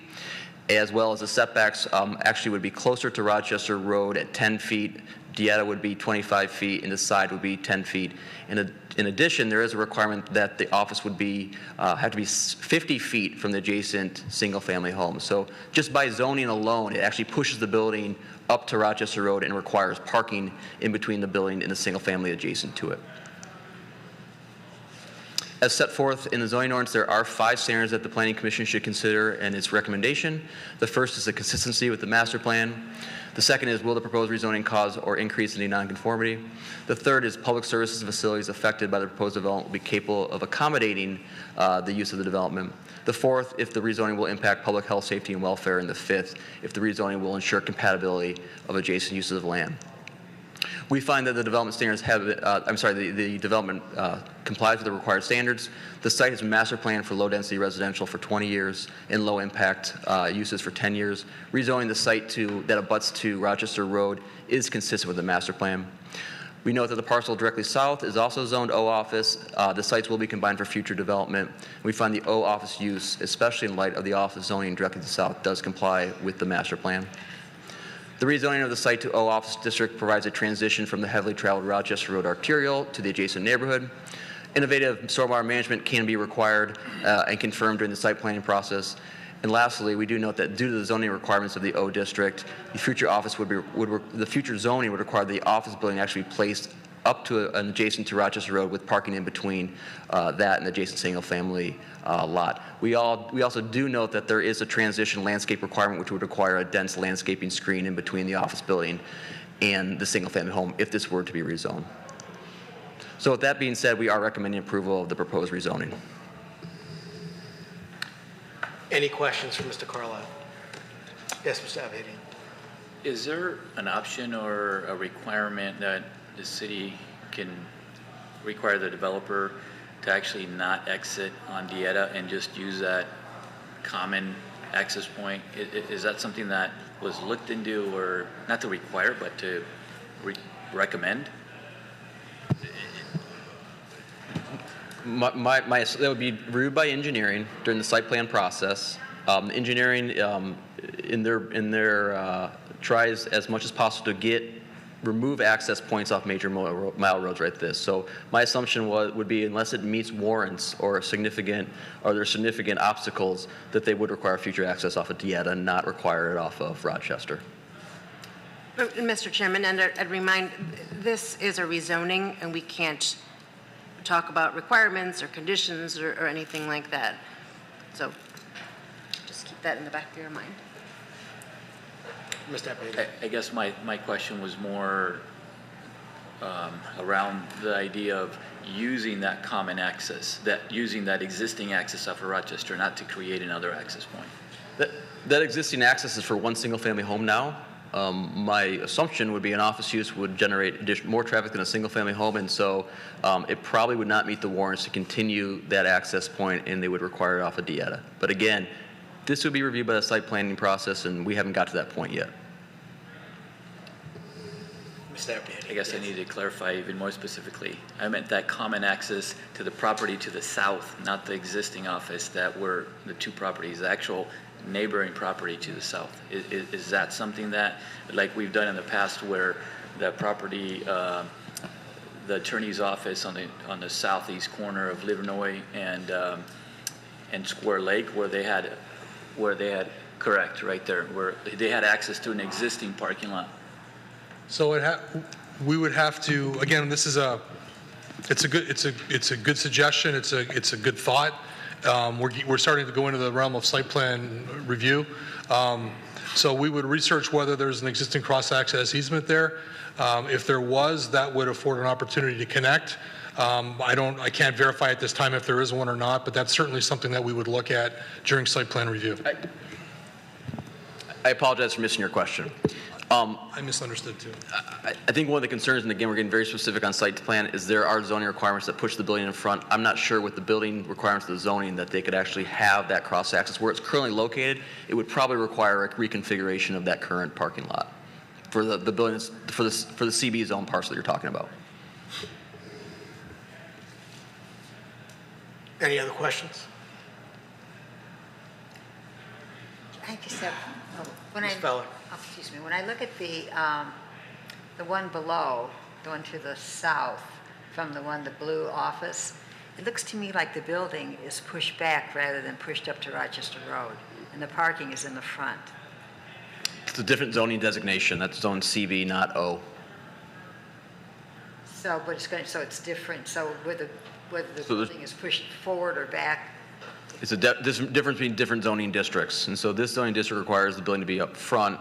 In addition, there's a requirement that, and I don't know when that CB property was developed, there's a requirement in the zoning ordinance that there's a 50-foot setback from single-family residential with the building itself. So just by the nature of that setback, it's going to push the building closer to Rochester Road rather than having it back where it is in that CB parcel.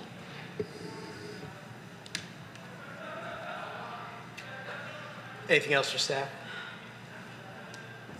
Seeing none, would the applicant like to come up and present their project? My name is Michael Roby. I'm the Land Development Manager for Clearview Homes, 811 East South Boulevard in Rochester Hills. We are located on the north side of South Boulevard between Rochester Road and John R. We're a single-family home builder. We build projects all over Macomb, Oakland, and some of the Livingston counties. We are looking for a new home that we actually own Right now, we rent space in an office building, and my owners would like to have the building. And actually, the discussion on the 40,000 traffic, it'd be nice for people to find us easier. There's an anomaly with East-South Boulevard. People get lost all the time. So yes, we have a deal under contract to purchase both parcels, and our ideal at this time would be build a home for ourselves. I can address your question. I did the title research, and there is no recorded cross-access easement, at least for what my title company can find. As much as I argued with planning, how much I didn't want to give a concept plan, before we designed what we did with the parking area, we checked, and I did all the research I could. I couldn't find a cross-access easement. We were going to try and design around it. If there was one, there wasn't. And just in my experience, knowing the distance between entrances and roads and extra entrances, I did not ask engineering, but I would lay money that they would not allow me to have another access on Rochester Road.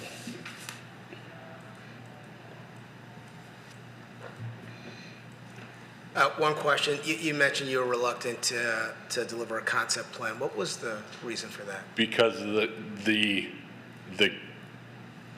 issues addressed in the previous one we just sat through is no matter what I put down, it gets brought up. This is not site plan approval. It gets brought up in site. We want to get into all the site planning issues. We're not there. We didn't design a building yet. Yes, we roughly designed a parking lot to see if it would work for us. We were trying to get to a certain amount of size, and basically, like when I used to work in apartments, you design the parking lot first and see how much building you can have after. But that's why there is no elevations. The architect hasn't worked on it. We have no idea what it would look like. It's not even on their radar yet. It's because no matter what I show for this meeting, if it gets approved and I come back for site plan, if it's any different, it comes up every time. Every time. I've been doing it 15 years and it comes up every time. So you analyzed the parking, and I see, again, and I know this isn't binding, but I see you have a bioswale rain garden in your concept plan. Is that the? Well, we know it's part of it, and that's so we included area for it. I mean, honestly, I just moved to Huntington Woods, and the park down the street, we have them, and I get what they look like. I've never had one designed. I'm not a landscape architect.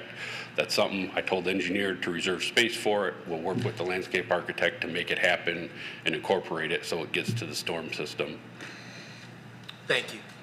Anything, Mr. Savina? One of the positives about requiring a sketch for a site like this is it is a small site.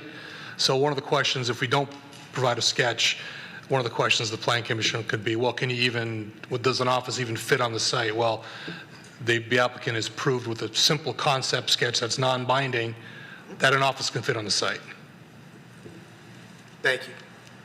Mr. Appahidian. So you mentioned that this will be your corporate office, the Yes. entire building, and it will not be leased out to? I don't know how much space we fit, and I know how much space we're in. It's not my decision if we're not going to lease some of it or not. And a follow-up question, I read that the concept, or at least the thought, is to make it two-story. Is that something that is? That's the idea, and I can tell you my direction from talking to your building department and our architect is a two-story office building with ADA and everything could be stick-built, and some of the requirements would be something we could do ourselves. And let's be honest, if we can do it ourselves, we can do it for less than having to hire somebody else. So confirm that is kind of the idea, the direction you're going. Right now, if it's rezoned, that's the idea based on the amount of parking. Yes, if we could have twice as much parking and twice as much building, but I don't see it. We're going to be limited by how many spots we can park to how big the building can be. We're starting to go down a site plan review track here. We should probably get more towards policy. Okay. Just to follow up on that, I just want to reassure the Planning Commission that we spend a lot of time with Mr. Roby going over the requirements of the O district as well as what we're expecting as part of the master plan. So he's well aware of what we're going to be looking for when and if this does come in for a site plan review. Thank you. Anything else from the applicant? No. Mr. Krent? I don't know if I'm going to be going down that path of site plan review, but I'll try to avoid that. My general question is, have we checked with the engineering about the access to this property with a cross parking? Has there been any discussion with any of the departments about would it be better to have cross parking or on Dieta as shown in this? I don't believe we've had those discussions at this time. Okay, that's all I need to know. Thanks. Anything else for anyone? No? No? Ready for a resolution? It's public hearing. Oh, I'm sorry. I apologize. Okay. I'm not going to read all the directions again, but before I open the public hearing, I'm going to reiterate the ground rules. Please begin your comments by stating your name and address of the public record. Address your comments to the Planning Commission, not any individual. Be respectful of the Planning Commission, the staff, the consultant, and all those in attendance, including the applicant. Opportunity for you to provide comments, but we're not going to engage in dialogue or debate. Again, I'd ask all, no clapping, applauding, or anything like that, and then that you all limit your comments to 3 minutes. So with that, I'd invite anyone who would like to go in to speak. Good evening. My name is Eileen Royce, and my husband and I live on the property directly next door to that, 990 Dieta. We're very, very familiar with a lot of changes near our street in Rochester due to that property, R1B, through consent judgment. Yes, that's an office building, but it's a one-level office building, and there's no ingress or egress on Dieta. It's off Rochester Road. Directly across the street is a mega church, Woodside Bible. CB is Benson's. That one doesn't have anything to do with our property other than light pollution, and our whole house is lit up at night because they have all these lights around it. We talked about it before, and the city sent somebody out, but they really didn't do anything about it. The two properties that are there, the one that's currently already office and then the other one that he now wants to turn to office, I don't really have a problem with an office. My complaint would be, it'd be nice to have a one level. Everything there is one level. If you start putting two level there, our house is going to be totally, I mean, everybody be able to look from the top level. And when one of you gentlemen asked about a tenant, yeah, he probably is going to have tenants and lease it because he was kind of sketchy on that one. As far as ingress and egress off Dieta, Dieta is a no outlet street. We are trapped like rats, and let me tell you, we are trapped because I work at a law firm. I have long 10-hour days. I leave early in the morning and I come home after 6. And it doesn't matter what time I leave, but you can only turn right. When the church, which they initially said, which was a lie, that they were going to be only on weekends, they're 5 days a week at a minimum.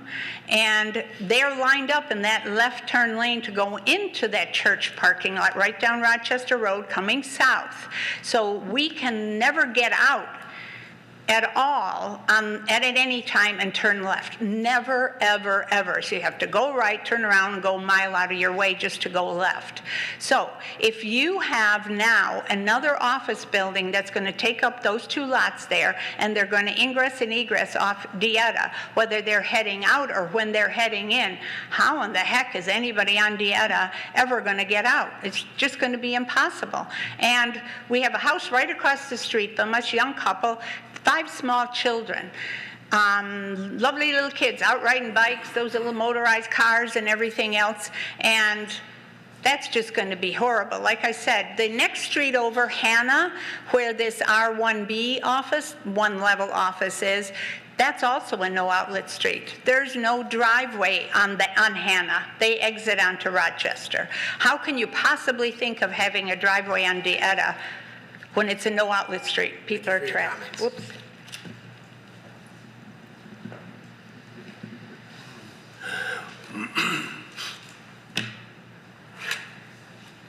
Thank you. I just want to reiterate what she said. I don't think I have a problem with a building there. I just don't like the double level, or I don't like it dumping out onto DeEtta Drive. So the residents in that area, we fought that RB1 project, and we were able to get the driveway out onto Rochester Road. We think we can do the same with this one. We try to keep that area for single level, so if you go from Benson's down to our credit union, that's all residential looking structures down there. The other issue I have with the DeEtta is currently that's a bus stop for the city of Troy.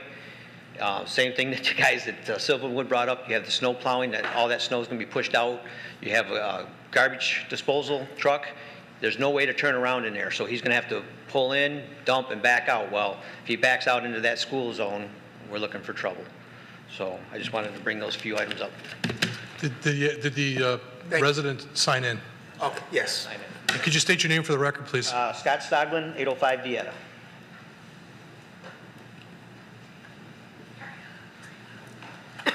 Hi, my name is Jeannie Stoglin. I'm married to Scott. I just wanted to say a couple things based on some of the decisions and comments the board made on the earlier challenge that was going on. Living on the end of DeEtta, and I was the one that took the kids back and forth to the bus stop every day. And I tell you, I too don't mind an office building going in. It's certainly going to be better than the Section 8 housing we had hiding in there with a lot of criminal activity that had been going on a couple of years ago. So that's a huge relief off all of our backs there. Just a couple of things I want to note is, if you ever get a chance and you're ever out and about, please, please go up there and park even at R1B and just sit there and watch that traffic, because the decisions you make certainly impact what goes on there. And I'm telling you, there was at least one bad fender bender, at least 1 to 2 every single solitary week, because that light there is never consistent on when it works. I think it's pretty consistent on Wednesday evenings and Sundays, but it's got a very long pause, and there are always, always, always people stopping at that light when it's a yellow. So they really look at the decisions and get any feedback from the police department on that. I think you'd be really surprised to see the number of accidents there. I too don't see any reason why there should be an egress in or out from DeEtta Road. I think that Benson's has a nice one in their front. The only thing I would like to comment on too is in the planning, because I walk that way a lot, and you can see it on the one map. If you can do something with the sidewalk, because the sidewalk actually shoots, instead of being straight, it shoots out, and literally right on Rochester Road. Well, I can give you a copy of that if you'd like. But it'd be nice if they, in the zoning, could pull that in just a couple feet to get it off the road and make it more consistent. So hopefully that helps with some of the decisions. Thanks. Thank you.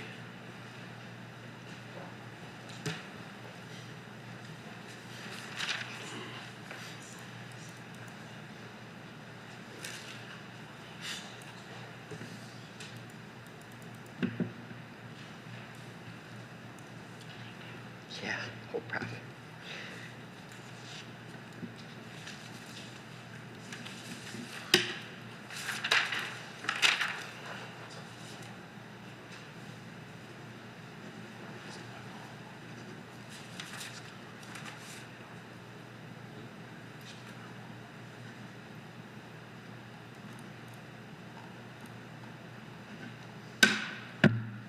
Long day. I want to tell you folks, I have been here all my life. I was a class of 1951, the first class of Troy High. I interned, graduated from Troy High, then I went to business school, majored in accounting.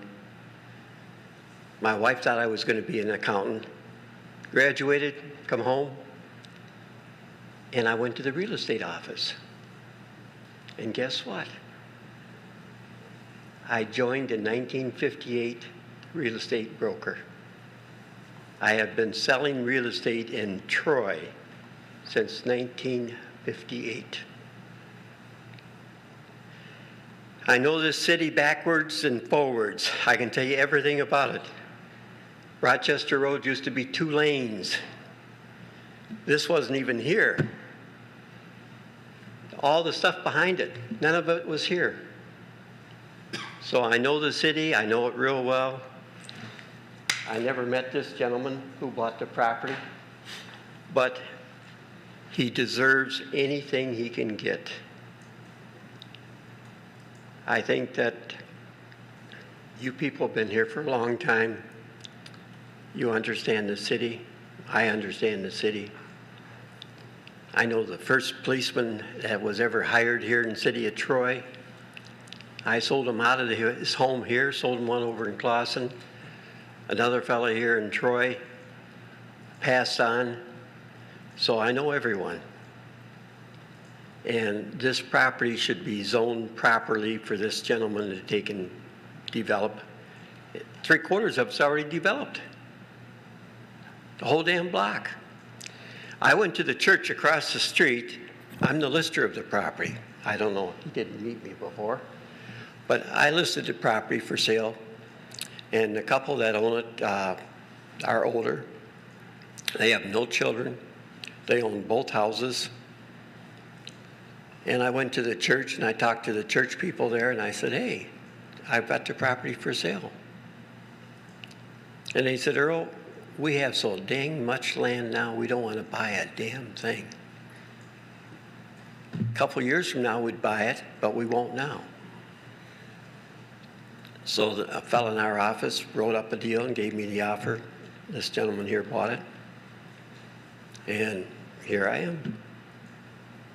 Got it all zoned, subject to you folks. And I don't think there should be any question on giving him what he needs. I don't know if anyone has any, does anyone in here have anything against him buying it? I see a couple smiles. Your time's up, sir. Thank you. Thanks. And you signed in, right? Yep. Thank you.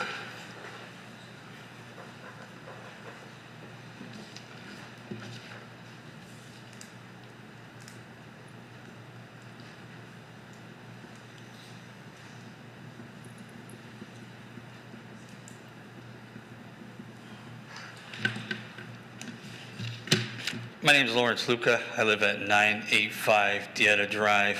It'd be the first house directly across the street from this land here. When we purchased the house 3 years ago, one of the big reasons we bought it was because it was a dead end. And we have children. I'm the one with 5 children. I play on that corner quite a bit. Every morning I take the kids out to the bus, which is right at Dieta, just across the street from R1B here, the site. 1 or 2 times a week, there's an accident. I gotta pull the kids back. They're not stopping for buses. Police have been there before. I get it, they're busy. They can't stop at every bus stop along Rochester Road, but it's a dangerous place, especially for a bus stop. So I have to drive them a couple times a week because it becomes dangerous. Like I said, we have still 5 children, and we ride the cars up and down the street and bikes, and so safety is my main concern. I'm not against an office building being there. I am against an ingress and egress off of Dieta. Getting out of Dieta is hard enough. Adding 30 plus, 35 cars would probably make it very, very, very hard. Another issue is if it becomes an office building, I think a 2-story office building is overdoing it for the area. In that half-mile stretch there, I don't believe there is anything 2-story. It's all 1-story from Benson's all the way down to the bank. So that's just a bit too much. So my main concern is safety, and having an ingress and egress off of Dieta would absolutely be very hard to deal with when you have 5 kids in school. Thank you. Thank you. Is there anyone else who wants to comment on this item? Okay, seeing none, I'll close the public hearing.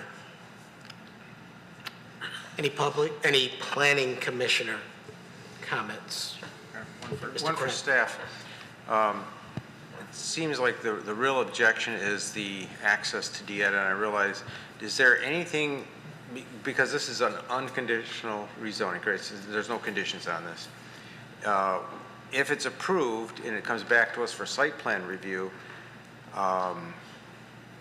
is there anything we can do to have it, because there's two access right now to Rochester Road. Is there anything we can do to have an access from Rochester Road and not on Dieta?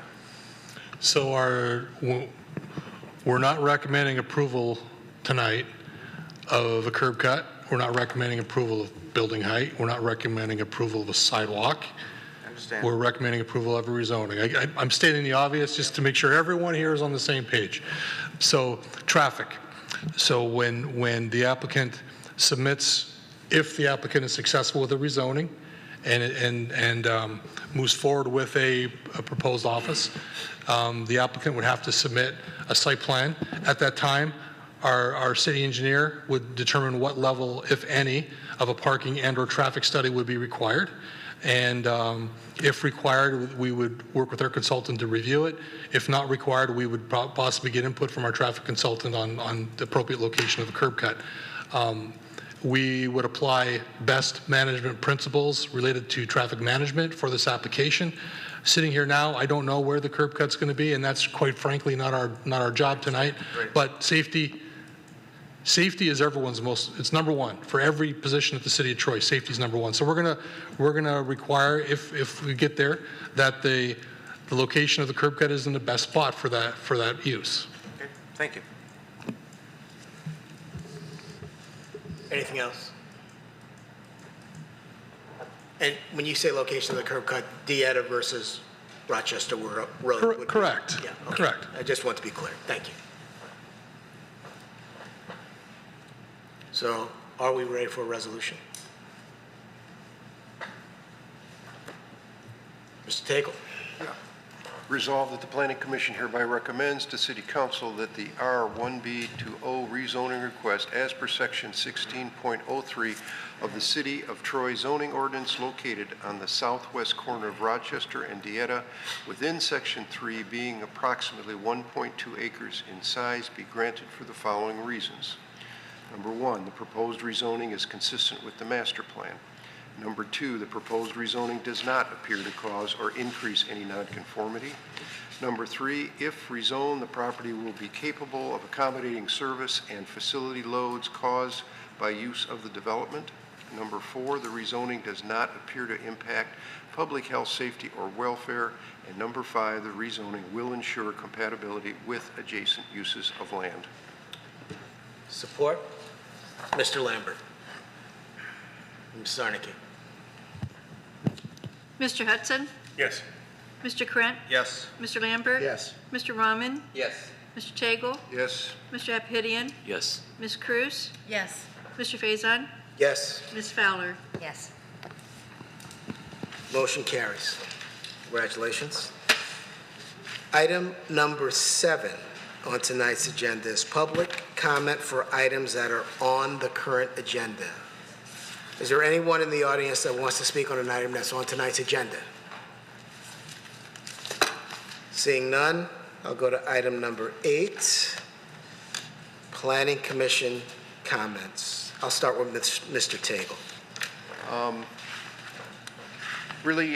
Well, a couple things. I've recently had the opportunity to see Phil Sanzika and Padma Kupa. They both send their best to the commission, say hello.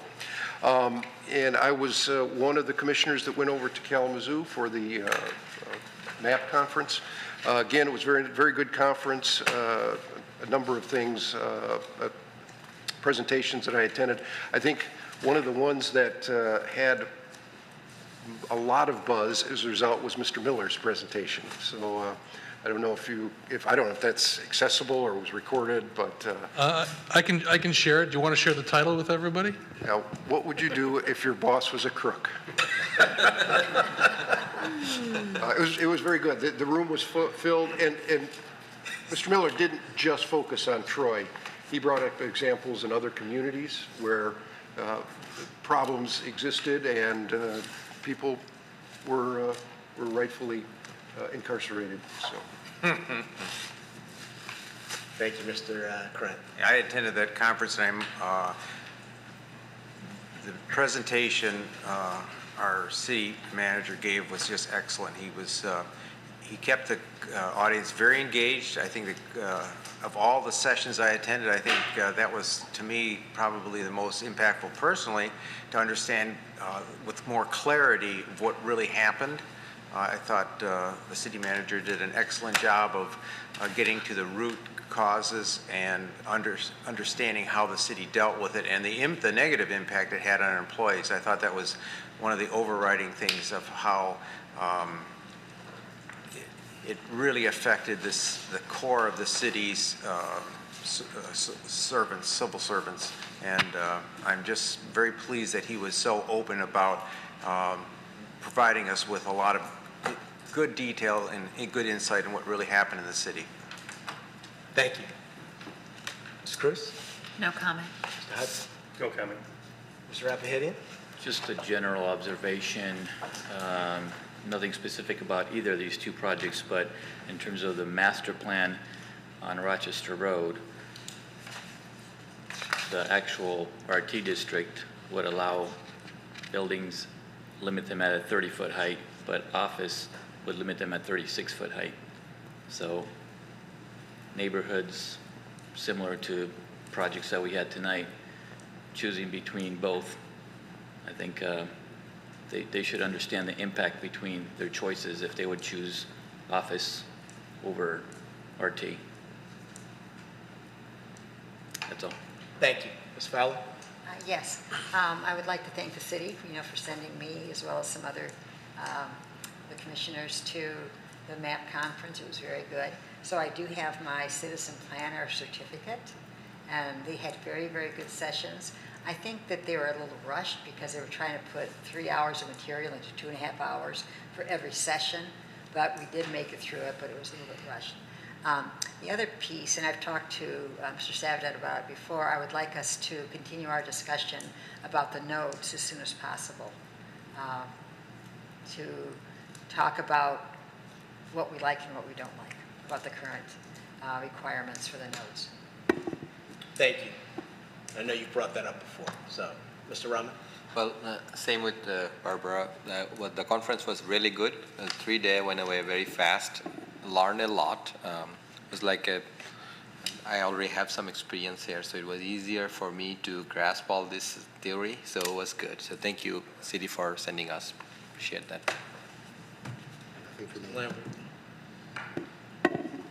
So the one thing I would say, just my own personal experience, is if you're interested in the Master Citizen Planner certification, the easiest time to do it is kind of right after.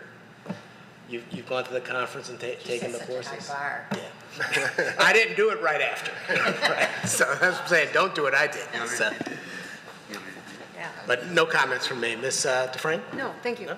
Savada? Yeah, I also attended the conference, and I have to pick up my continuing education credits. I also attended the seminar put on by Mr. Miller. It was a presentation about ethics, as Mr. Krent and Mr. Tagle indicated. It was very well done, and it just talked about the importance of planning commissioners and planning staff acting in an ethical and legal manner at all times. And he talked about some of the challenges that we had here. I mean, anyone watching on TV can use Google and you can find information. And his presentation was based on fact. That wasn't, but a well professionally done conference. I look forward to it every year, and I'm glad that the Planning Commission members take that opportunity. There's a budget there so that our members are trained and educated about planning and zoning, and we've got a very involved Planning Commission, and I appreciate the fact that a lot of you attend that conference every year. Thank you. Thanks to Carlisle. No comment. We are adjourned.